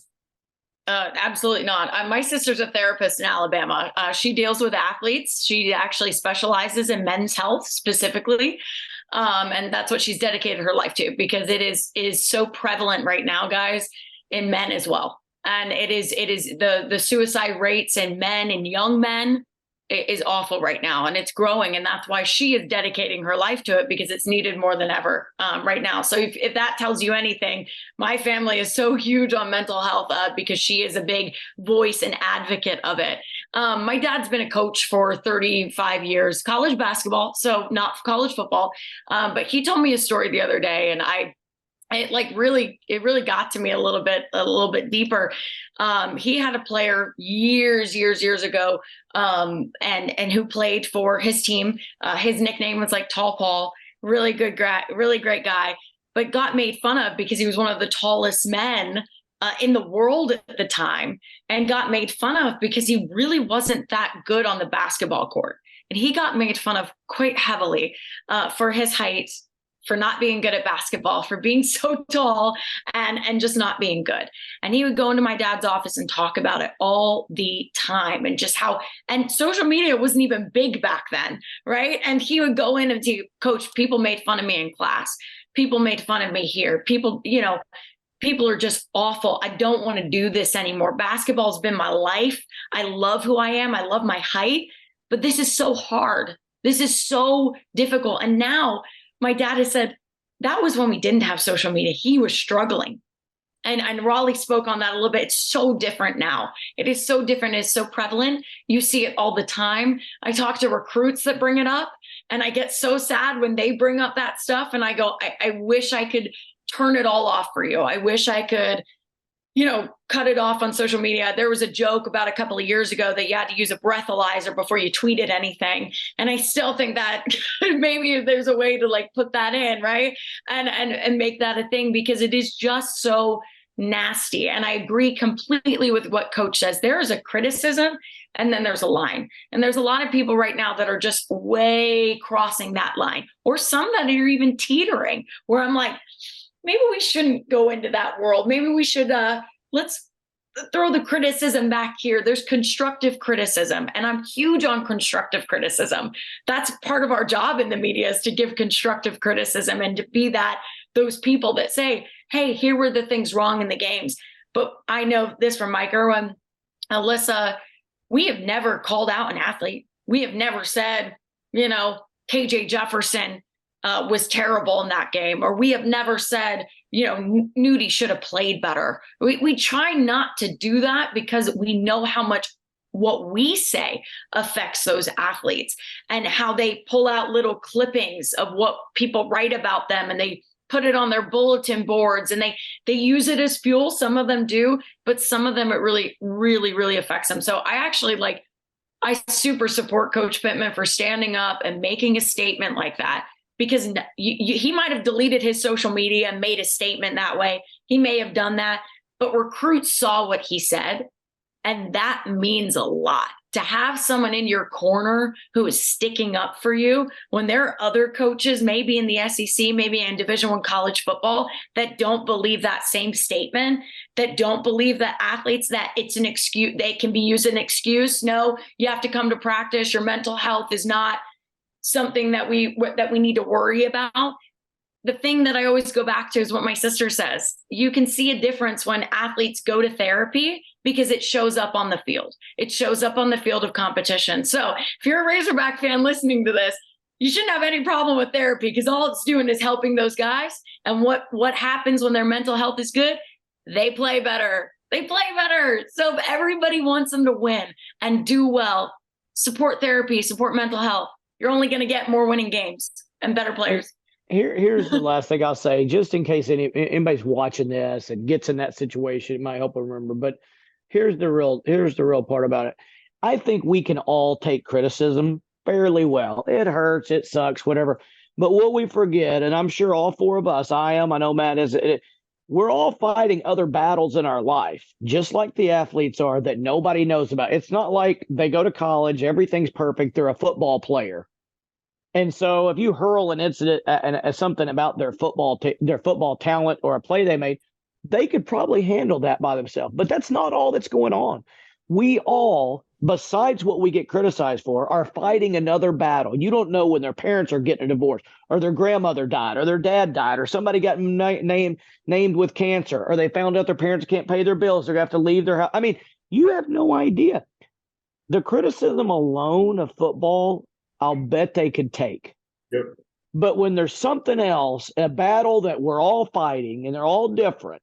I used to have a shirt that said, remember, everyone you meet is fighting their own battle. That's basically saying just be kind, because you just don't know what the freak they're battling on their own. And I started doing this thing with my team a few years ago. And I wish I had a team right now just because of this conversation to have this talk with. But sort of saying, instead of being those guys, instead of being the ones that don't realize everybody's fighting their own battle, I want you to go out today and do 3 things. It's a little like to pay it forward, but 3 nice things that take you 5 seconds to do that you don't normally do. If you don't normally give your mom a hug if you see her, go give your mom a hug when you get up. If you don't normally open the door for somebody when you see them, open the door one time just for them. Something small 3 times a day. Then you start realizing the way they smile at you and look at it, it changes your whole mentality. You don't even want to be critical of somebody when that opportunity presents itself, because you remember how good it felt to do something little bitty to make them feel better. So we all need to remember two things. One, everybody's fighting a freaking battle besides what you're wanting to criticize them on. Even I used to be the world's worst, like, toxic driver. Somebody cut me off, I'm chasing them down and going to yell at them and that kind of stuff. Freak, they may have just got bad news on their phone when they cut me off. You just don't know. And now I'm the guy that I'm like, I look at them and I'm like, man, I hope they're okay. I hope something's, because we started doing that 3 nice things for people every day. And I try to do that. I tried to help the bank today. I tried to help a lady off the sidewalk. She looked like she's about 90 and she's walking to her car. And she was super nice. She goes, I don't want your help. I'm trying to do it myself, but that is so nice. And she smiled. My day was made just for offering. And I don't want to. And if the same lady runs into my car and knocks me in the ditch, I'm not even going to say anything. I'm not going to criticize her. I don't know what she's fighting. Heck, she can barely walk. She's fighting that. That's tough enough. We got to remember they're fighting more battles than just football. Yeah. My mom told me one time back when I was playing, actually, she was like, those who criticize you also make mistakes. She was like, they just haven't succeeded enough publicly for their private mistakes to be talked about. And so I live by that to this day. It's not a situation where, it's, I'm perfect. I don't know why anybody's criticizing me. It's where it comes from sometimes. And you can't necessarily talk back like you say you want to, because it's the big person talking to the person who doesn't even have their face on their profile. So I might get it, man. And it's something that's not easy, but, it's just another part of life that you having to push through it. Well, as a father, number one, I've already had one kid play college football. I've got another one that's a prospective college football player. And I can tell you, based on my point of view and where I'm coming from, like, one of the first things I'm going to ask, besides the education, besides what they're going to do defensively, besides what they want my son to play, is what kind of facilities do you have? What kind of mental health stuff do you have in place? What kind of counseling do you have in place? Because kids nowadays, and it's something that, I'm in I guess you would call me Gen X because I was born in 79, show my age. We were raised different. We were feral. We 7 years old, get off the bus with a key around our neck and let ourselves in the door. And the kids that are coming up now, they take things differently. Like I live in my professional world. And I told Coach this the other day, like, I'm seeking out a mentor that can teach me how to talk to people under the age of 30, like in a professional setting, because they don't speak the same language. Their brain is not wired like mine is. They're not as independent thinkers as I am, I guess, or not wired. And I'm when you're 6'5", 345, and you talk like I do, you come off, even on video, you come off aggressive sometimes. So it's I think, to Coach's point, it's the perspective of trying to figure out, what's going on under the surface, because like Coach said, everybody's got something. I mean, Rawleigh, I'm sure you've got teammates that came to school with a couple plastic bags full of clothes, and that was all they had. I mean, there was, I could, hundreds of stories, guys at Ohio State, guys at Texas, guys I've mentored. They came to school with one plastic sack, had a couple pair of shorts and some, and one pair of shoes, and that's what they had. I mean, I heard Shaq tell stories about some of his teammates at LSU before. So I think as fans, we have to step back and we have to step away from the Twitter machine for a minute and go, do I really need to send that? If that was my kid, would I want somebody saying that about my son or my daughter? And that's where I'm going to leave it, because we're over on time, and I want to get to the A&M game. Real quick, I want to give a shout out to Barley and Vine. Barley and Vine of Bentonville, Arkansas. Are you ready for mouth-watering tavern-style pizza and a drink menu that'll make you say cheers? You got to head down to see Trish and our friends at Barley and Vine in downtown Bentonville.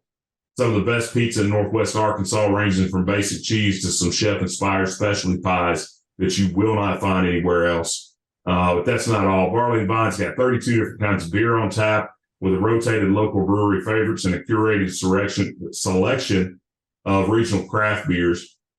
Maybe you're more of a wine person. Don't worry, they got you covered with a great choice selection of wines from all over the world. They're diehard Razorback fans at Barley and Vine. Their passion extends beyond pizza, beer, and wine. They're all about the Big Pig energy. So make sure to go visit our friends at Barley and Vine if you're in Northwest Arkansas on game day Saturday if you're not going to Dallas. Getting into the A&M game, A&M opens the lineup at -6.5, over and under is 53.5. I hate 11 o'clock kickoffs. It screws my whole weekend up. It's another trophy game. I hate trophy games. I'm not a big fan of them. It's on the SEC network. This is an old Southwestern Conference rivalry. The Hogs lead at 42-34-3, but they've only won 1 out of the last 10 games. A&M's 3-1. The Hogs are 2-2 on the season. Coach, it seems like we can't play 4 quarters of football. 14 penalties against BYU, 11 against LSU. Offensive line has been a little inconsistent. What does Sam Pittman, I know you talked about it earlier, about a little bit of a letdown off a big emotional game at LSU. What does Sam Pittman got to do to win this ball game on Saturday? I think we need to go into this game, and you want to be loose and you don't want to be tight. And like I said, I talked about the possible letdown. I think you go into this game calling it and playing it like you've got nothing to lose, because we don't have anything to lose. I mean, if we've already lost 2 games, a part of the people that think we could have gone through and had a much better record than this, maybe lost 2 games all year, that's gone. Show them we're going to play aggressive. Show them we're going to play not to lose. Show them we're going to take chances on offense, and we're going to run a trick play or 2. And I mean, look how they work trick plays work even when they don't work.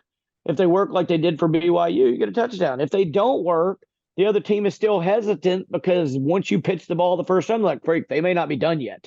Throwing the ball around there. We can't go attack. So I always said they work when they don't work. I just wish I would see us do more of that stuff, more aggressive, more attacking, more putting the deep. Defense is the reason I wanted to coach offense. I was started out as a defensive coordinator in Texas, and by the time I moved to Arkansas, I was on the offensive side of the ball, because defenses to me have to be reactionary to what they see in front of them. I want to dictate what has to happen, and on the offensive side of the ball, you get to do that. And I don't think we have that mentality enough. So I hope we're that way, and playing loose and showing our guys this week, hey, we believe in you. We know we can try something. If it doesn't work, we got faith in you that you'll be okay and you'll fix it and you'll make up for it. But in the meantime, we're going to do everything we can with our creativity to help you be able to do all those things. So that's where I hope that's what I think they need to do. And that would probably give them their best chance to break this one out of the last, of going 1-10 in the last 11 games. No, and you're absolutely right. I mean, Rawleigh, we've lost our last 2 games. Coach talked about that. The offenses look balanced. I mean, if you look at play calling, it's been about 50-50, maybe a little heavier pass, but the passing games look really sharp. As a former running back, and you look at this Aggie front 7, because I'm looking at their PFF scores, and I really like PFF. It gives me some different perspective on what they're doing snap-wise and some defensive fronts, but they like to run a lot of nickel in College Station. Looking at the matchup, I mean, as a running back, what would you say if you walked into those linemen the day of the game? What are you going to say to the line? As a running back, because without those guys, you can't do your job. So I mean, what Coach says, it doesn't take much. We don't need you to do anything but do your job. It's a lot of talent on our offense. The running back room has a lot of athletes that can take the ball 20, 30, 40 yards. You give KJ the ability, he can run it as well. We have some receivers out there, and Andrew Armstrong, Tesla, the freshman tight end now. I mean, we have weapons. So it's not about telling the O-line to be Superman out there. Just give us time to, make a play. And then any given play, those guys can take it to the house. So it's not too much pressure on them, man. Just give us time. What a great point, Rawleigh. And that's not said enough. And even offensive line coaches screw this up all the time. We need to move you. We need to move that man. No, we don't. We just need to get in the freaker's way, because we got some talent back there that can read blocks and cut and explode through the hole. And you take the stress off of them and the pressure off them and say, guys, we don't need you to be Superman right here. We just need you to know where you're supposed to go, who you're supposed to block, and get on their way for a 1.5 seconds on a run. And we're going to be good. Yeah, and I do think that takes the pressure off. Right, it does. I was always told good running backs get 5 yards on a 5 yards block play. Great running backs get 10, 15. And I think we have running backs that can take a play that's blocked for 5 yards, 10 to 15. And that should give those guys a lot of confidence to say, if I do my part, they're going to make us look good. Now, we don't have any Rawleigh Williams in there, but we got some decent guys. That's some good ones for sure. There's definitely some good ones. I've said this a couple of times, and Coach rolls his eyes. It's one of the deepest running back rooms we've had in a long time. Yeah. I mean, they even down to the freshman Auguste out of Florida. He hadn't got a lot of snaps yet. I doubt they're going to take his red shirt off this year, but unless they just have to. But we've got some guys. I mean, Rocket Sanders' status is still kind of up in the air. Will he play? Won't he play? There were some questions whether he'd go last week. I know he's been practicing this week. I'm interested to see what that happens because, with a guy with a knee, you never know, especially on turf. And I hated playing on turf in high school. Like in Alabama, we didn't have that many high school places that had turf, but I hated playing on turf. And I know a lot of college guys hate it. So you never know with a guy with a gimpy knee if you want to put him on turf or not. But Courtney, the last 6 games has been an absolute dogfight between us and the Aggies. I mean, it's been back and forth for the last 6 years. What do you see as the most significant takeaway for this matchup on Saturday? Oh, gosh, the most significant one? That anything can happen in it. I really think that that's true. I mean, sometimes you look at paper at both these teams, and you could go in, and one year it can be Texas A&M looking great, one year it can be Arkansas looking great, and you just really don't know what's going to happen. And that's something that the players have echoed this week. It's something that Jimbo Fisher has echoed this week. I'm sure Bobby Petrino's talked about it too. Sam Pittman, everyone. They know that whatever can happen in this game because it's just one of those games. It's a rivalry game. It's a trophy game. It's a little bit of added pressure. And so I like what Rawleigh says, look, take some of the pressure off some of these guys where they're going to add their own pressure, right? They're going to know what this game means. It's a must-win game. We all said that, right? All of us raised our hand. It is a must-win game. I like what Coach said there too, right? It's like you go into this game and you have nothing to lose. That is the biggest takeaway for me. It's just anything can absolutely happen. I'd like to see, and I think Coach, you may have mentioned this, tell me if I'm wrong, talking about those trick plays a little bit. I'd like to see the offense get a little, do some things that we maybe haven't seen this year. I mean, you talk about Rocket Sanders. I watched him all week in practice. He does look good, guys. He does. Sam Pittman came over to us on the sideline, all of us looking at him, filming him. He said, he looked good, don't he, guys? We were like, yeah, he does look really good. So that's maybe a good sign. I like what Rashad Dubinion said about him. He's still practicing with that full leg compression sleeve, which is, goes fully up the leg. And so he looks good. Whether he plays, whether he doesn't play. I know there's a lot of people out there that are like, I'd love to see him play. I think he's going to be a difference maker. I think you've got so many talented guys in this Arkansas offense. You've got to utilize what you have. Texas A&M knows that your running game is going to be something that you're going to want to go to if you have Rocket Sanders. They're going to do whatever they can to stop that guy. It opens up the passing game for a guy like, I don't know, maybe Isaiah Satenia to get out there if he hasn't been utilized enough. He definitely hasn't, in my opinion. To get out there and maybe make some big plays, someone they haven't seen before. I'd like to see Enos, and we know Enos is a guy that can do it based on his previous offenses at Maryland and even when he was here before, that he can do some different things with that offense, especially with guys like Luke Haas, guys like Isaiah Satenia, guys like Isaac Teslaw, Andrew Armstrong, Rashad Dubinion, that entire running back room, Rawleigh. I mean, you got to be, as a former running back, you got to be excited seeing all of that talent out there, getting Dom John a little bit more in that offense too. You have so many things, letting KJ get on his feet. I'd like to see the offense do a little bit of everything in this game. I know that's a little weird to say, but I really want to see them utilize that talent a little bit more than they have been. I feel like every game we get a different guy that pops out. Who's it going to be for this one? That's my question. Who is it going to be that pops out, or are we going to see a little bit of everybody? Sadly, we're going to need a lot of people to pop out. And here's what I mean by that. I'm sitting here looking right now at their stats. They lead us in yards per game by 70.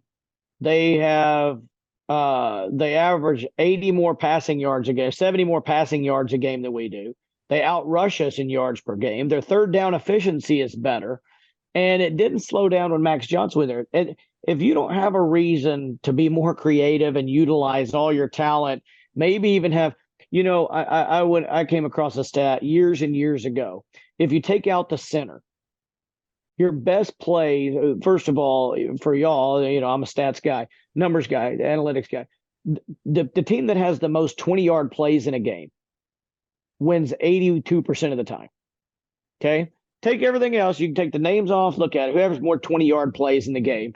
So if we've got 5 and they've got 4, we've got an 82% chance to win. Okay. Now, I say all that to say this. I came across something a few years ago. Take out the center. When more than two people touch the ball in one play, so you're talking quarterback, running back, or quarterback receiver. When more than two people touch, your chances of a 20-yard play go up like 3 times. So that means let's pitch this ball around a little bit. Let's run some reverse passes. Let's run some reverse throwback to the quarterback. Let's run some reverse screens. Get some more. And we've got some talented guys, and we've got to, if we're going to trust them to carry the ball and not fumble it, we need to trust them to pitch it around or throw it back across or whatever it takes to show some offense and make up the ground that we're behind, that the stats show, and that Bobby Petrino is going to get them one free touchdown. I'm just telling you, he's going to get a one free, wide open freaking touchdown like he did last year on the 4th and 1, where nobody knew how it happened. They're like, how'd that happen? They had a wing right, and the tight end and the wing did switch routes.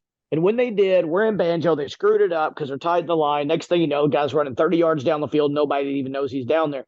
He's getting them a free touchdown. We've got to make up for it. We make up for it by utilizing everybody that we've got that's good, and by maybe throwing some things in, like Courtney said, that they have not seen yet.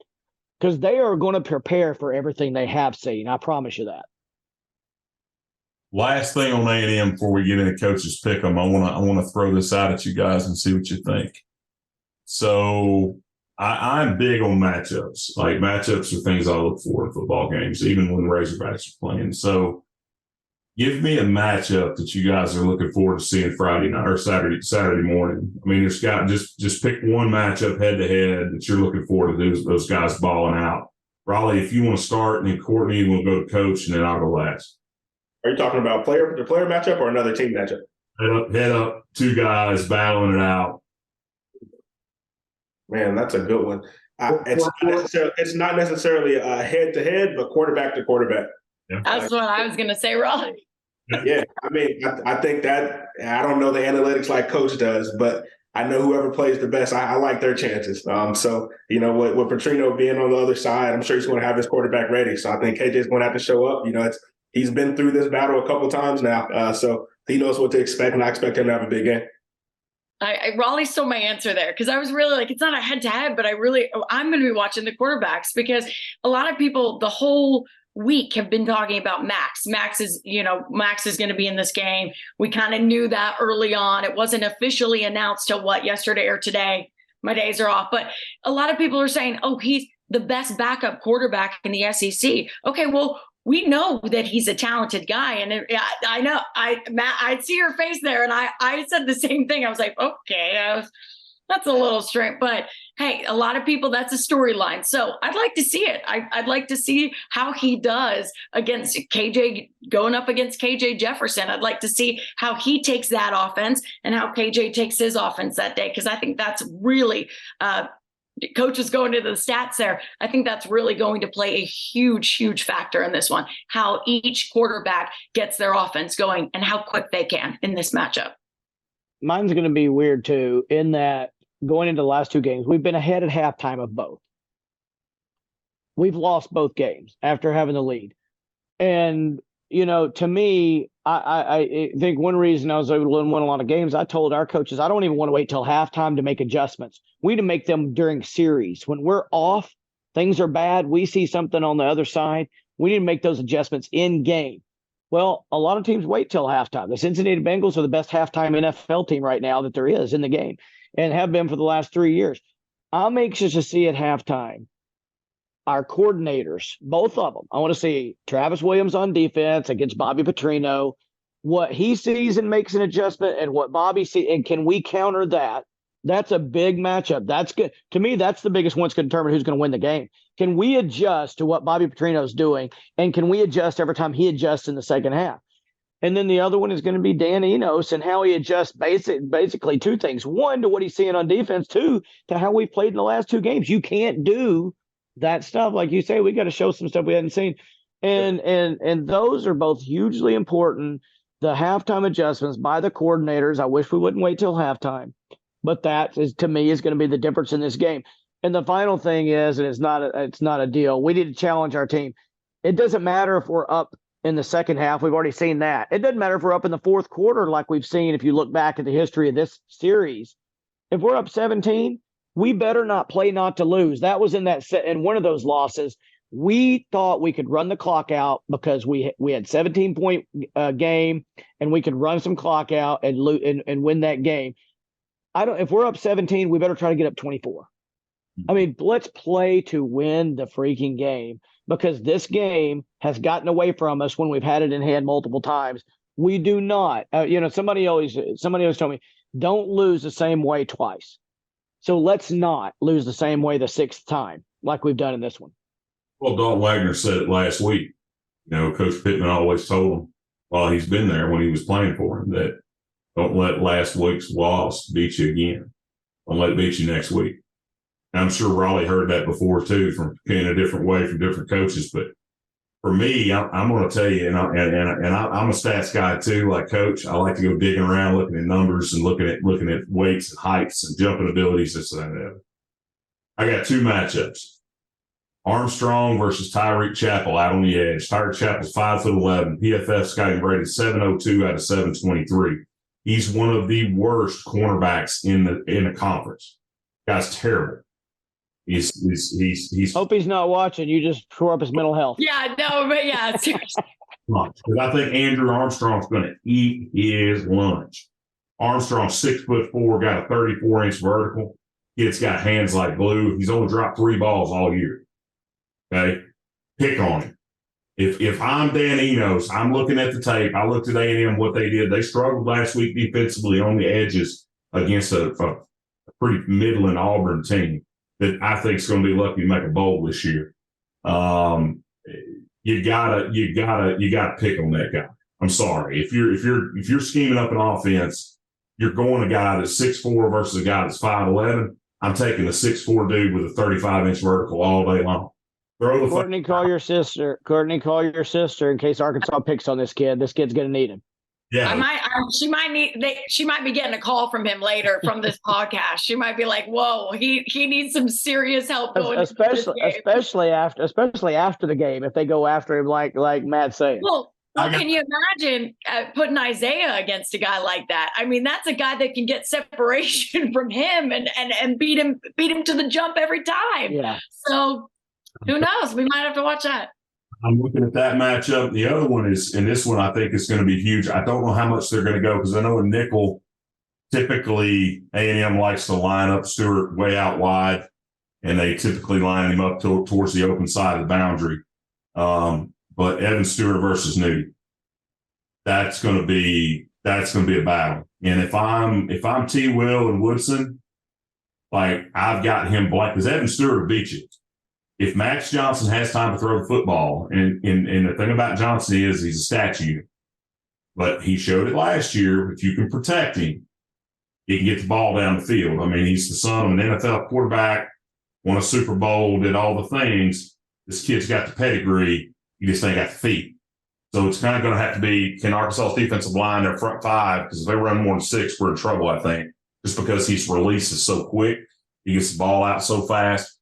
I really am looking forward to seeing Evan Stewart and Nudie battle all day Saturday. I think that's going to be a huge key to the game. So looking forward to that. I want to give a quick shout out to another one of our sponsors, Lifestyle Print Company, Better Mind, Better Body, also known as BMBB Lifestyle, established in 2016, founded and based out of Vancouver, Washington.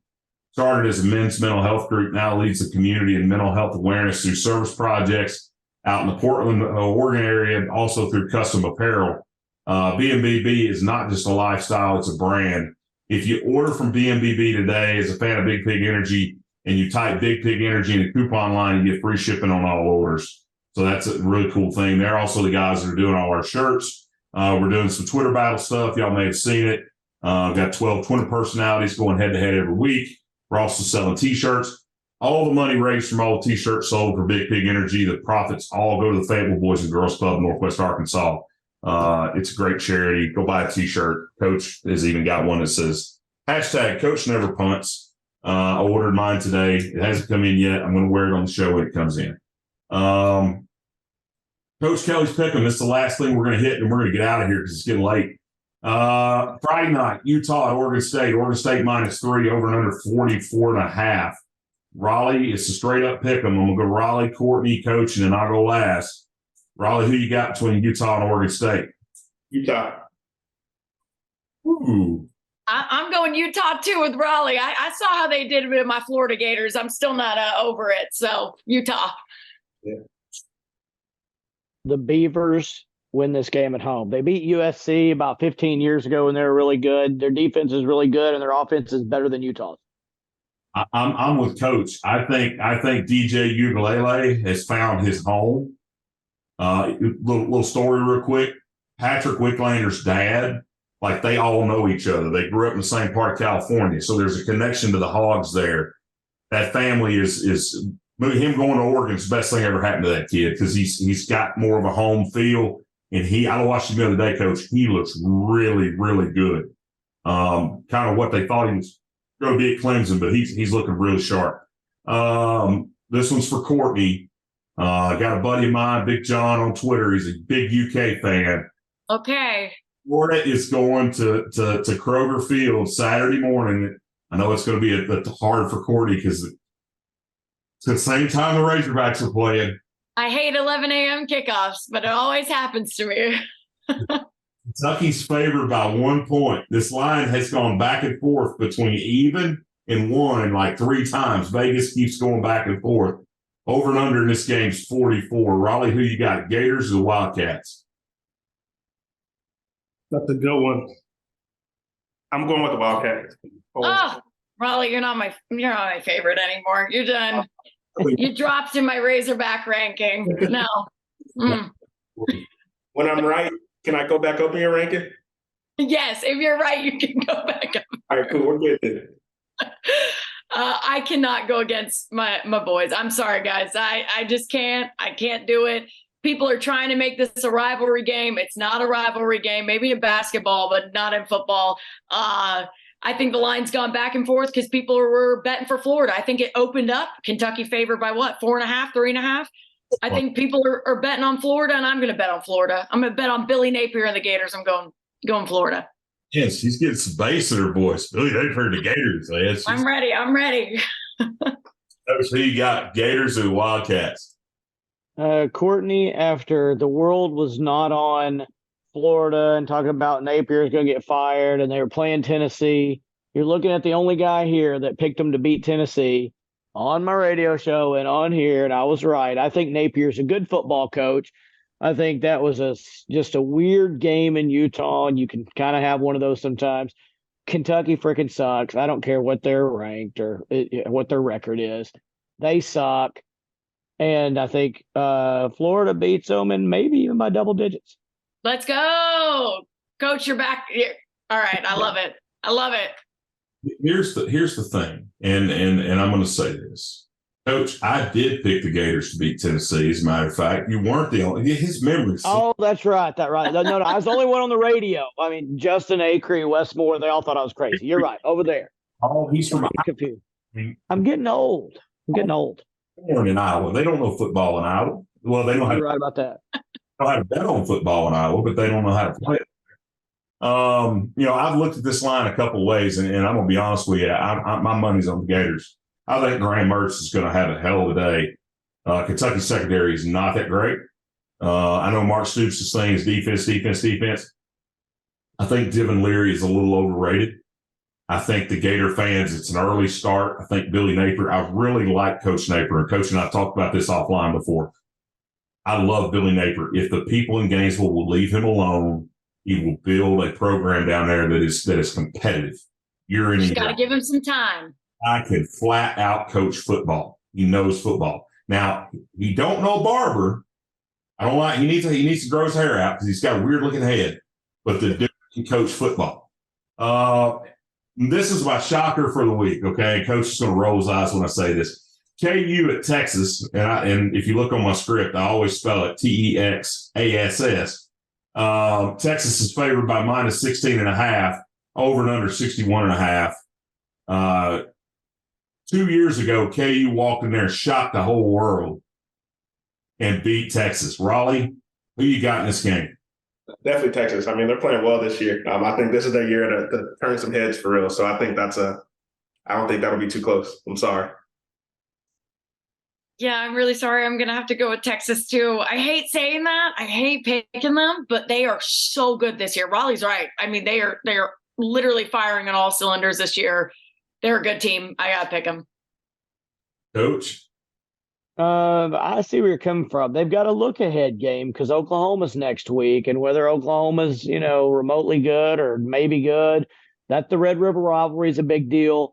But I think it'll be closer than everybody thinks. But Sarkisian learned a lot from Saban, I think, when he was under him, and I think they win the game. But for those out there betting, I don't think they cover the spread. In a game where there wasn't a look ahead, I think they beat them by 4 touchdowns. But not this week. I think they beat them, though. I am picking Texas. I'm going to say this. Lance Leipold does more with less than anybody in the country. He does. Guy win. I agree with that. He convinced a program that had not invested any serious money in their football program in 20-something years to drop millions and millions and millions of dollars into the expansion of the football stadium, building new facilities, practice facilities. Plus, Devin Neal that kid's going to play on Sunday. I know running backs aren't as highly valued in the NFL anymore, but Devin Neal's a hell of a running back. I like the Daniels kid from Kansas. I'm like, Coach, I'm not even going to say it because I can't say the word, but I think the other team wins, but I think KU is going to keep it close. I would not be shocked if KU doesn't lose by less than 3. I think it's going to be a really tight game. Rivalry game, LSU at Ole Miss. LSU's coming off a win from last week. Ole Miss is always a big game. Ole Miss lost to Bama. I don't know what they did in the second half. They had them on their heels in the first half, came out the second half, Lane Kiffin laid an egg. LSU's favored by 2.5 on the road, over and under 67.5. Rawleigh, you got the Tigers or the Rebels? I got the Tigers. I think Ole Miss will come out playing hard, trying to get a win after last week's Alabama game, but I just think LSU's a better team. Absolutely. I agree with Rawleigh there. I'm picking LSU for that one. After seeing them in person, I'm like, dang, Sam Pittman was not wrong. They're a really good team, and they're one of the best in the SEC. So, I'm going to go with LSU because Ole Miss made me sad last week. They were my upset pick last week, and they didn't get it done against Alabama. So I really do think going into this game with LSU, they're going to really make it competitive, I feel like. But I think LSU has the edge. Coach? Every once in a while, you'll see somebody say this kind of stuff.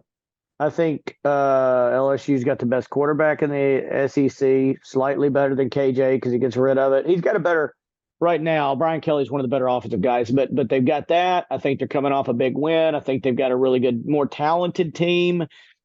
Ole Miss is going to beat them straight up. So I know all the reasons why LSU is going to win, but I think Ole Miss beats them straight up. I think that was a big game for LSU. I think they're going to be a little bit down. I think Ole Miss is coming off that loss that's going to anger them and make them play better like Arkansas did against LSU. That's the way I feel. And plus, there's a big – that's probably is that the biggest home field? Rawleigh, you could say, Courtney, you've been there a lot. Is that the biggest home field advantage in the SEC is an LSU night game? I never played there personally. I stood on the sideline when I can't play anymore and watched it. Right. But Tennessee, that was the most insane stadium I've ever played in for sure. Okay. Well, I think LSU is probably a pretty good one. Yeah. LSU is definitely up there, just as someone who's been in a lot of these stadiums, just as on the sideline. LSU is up there, but Tennessee, Raleigh's right. Every time I go to Tennessee, I'm always pretty scared. They're pretty crazy in Tennessee. Well, I just think that when you go from that electric stadium in that game against Arkansas and then flop it over to any road game, I don't care if it's 11 o'clock, a daytime or whatever, I think that's a big energy puller from yourself. So I think that's another reason. But I think LSU is a better team, but I think Ole Miss just wins the game straight up this week. Looking at the betting odds, looking at the line, a lot of folks are laying Ole Miss plus 2.5. And a lot of folks are laying cash to the under on 67.5. I'm with Coach. I think LSU goes in there with a little bit of a deflated letdown after playing such an emotionally charged, having to play at night. It's a night game in Vaught Hemingway Stadium. Weird stuff happens in that place at night. I think Lane Kiffin's going to have these guys prepared. The Grove is always a great place to go hang out. And then folks are going to be liquored up and ready to go Saturday night at 6 o'clock. And if they can stay in it in the first half and Kiffin doesn't just completely have a mind fart in the second half, I think they beat LSU walking out of this game. I think, last week I said it, I had Ole Miss pick the Big Bama at home. I said Bama's going to lose 3 games this season, and I stand to it. I think Bama's going to lose for 3 games for the first time in it's like 2007 in the regular season. So Kiffin let me off last week. It hurt me, but I got to pick the team in North Mississippi. South Carolina at UT. UT's favored by minus 11.5, over under 62.5. Rawleigh, you got the Gamecocks or the Vols? I think it'll be closer than 11.5. I like Spencer Rattler. I like what Coach Beamer's doing at South Carolina, but I definitely have Tennessee. Ooh, I'm going to go opposite. I'm going to say this is an upset for Tennessee. I'm going to say South Carolina beats them. I think South Carolina is a team under Coach Shane Beamer that just gets better as the season goes on. We've seen that. I mean, they start to click a little bit after you get past those first 3-4 games there. So I really do think that this is a game that a lot of people are downing them in. And Spencer Rattler, I liked what Trey Knox did last week as well. I thought he's starting to be comfortable with that offense as well. So I like the Gamecocks in that one. I think they're going to shock some people in the SEC. I think they win it. Coach? Looking at who Tennessee's played, they played Virginia, who sucks. Austin P, who's they're saying is their fight song is "Let's Go P." Florida, they got beat. The only good team they played, they got beat. UTSA, they beat them. Their quarterback last year, at this time was averaging almost 400 yards a game. Right now, he's averaging 231. Milton's not the same as Herndon was. There's a lot of ways this could go, but y'all just got through telling me how good Tennessee's home field advantage was. Tennessee by 3, but South Carolina gives them all they want. Yeah, I'm with Coach. I mean, this game last year is when Hendon Hooker got hurt, had a knee injury at South Carolina. South Carolina was crazy. They had the, Beamer ball, all the things.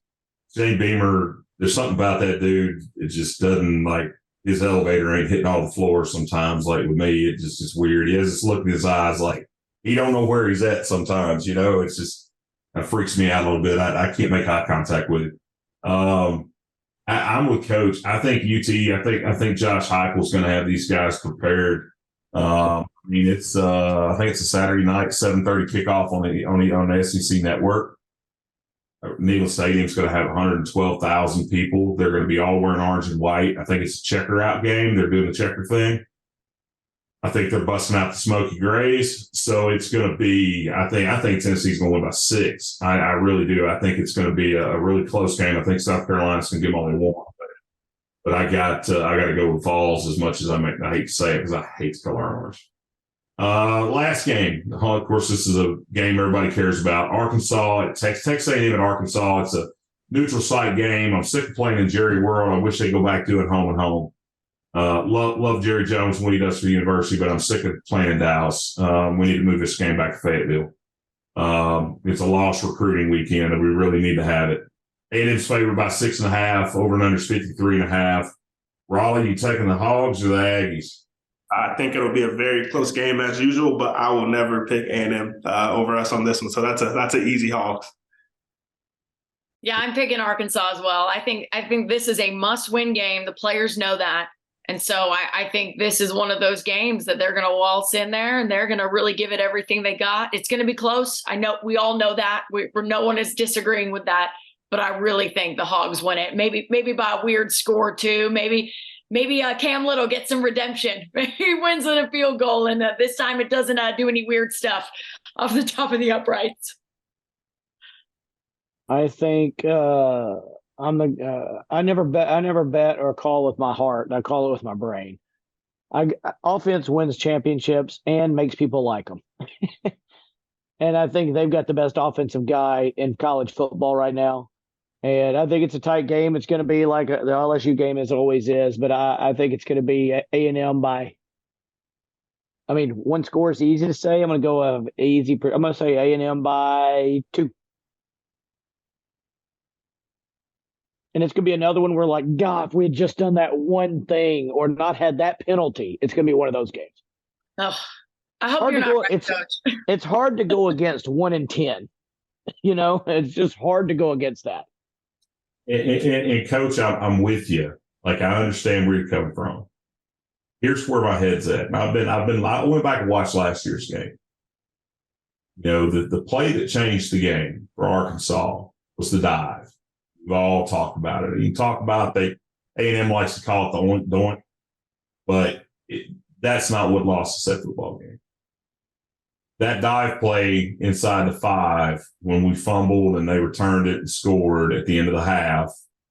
Great play by them, by the way. Play by A&M to do what they did. Absolutely. Yeah.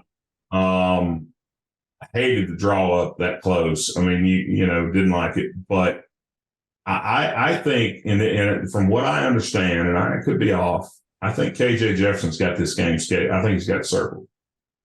I think there's a little bit of redemption factor for number 1. I think number 1's going to come out and you're going to see him do something special.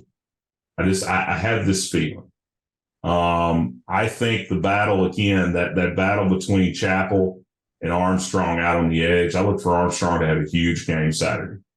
Like, I'm talking 6 to 9 catches, probably over 125, 150 yards. I think number 2 is going to come out firing.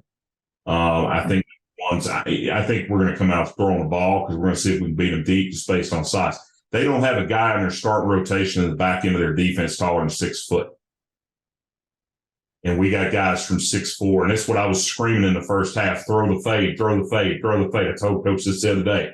They finally throw a fade route into the first half of Broden. I'm like, you got 5 guys over 6'4" that can all jump 30 inches in the air. Just put it 12 feet in the air and let one of them go bring it down. So I got the Hogs. I got the Hogs by at least 12 or more. And I know that sounds crazy. That sounds homerish. I'm not typically that way. Coach knows I'm not. But I feel like KJ Jefferson's going to do something really, really special Saturday. I really do. You got them to win by what? Plus 12. I hope you're right. I hope you're right. That's the one pick you're allowed to be right on. Yeah, I'll agree with you. But goodness gracious, that's with the mentality of a quarterback that took that loss last year as hard as he took it. He did.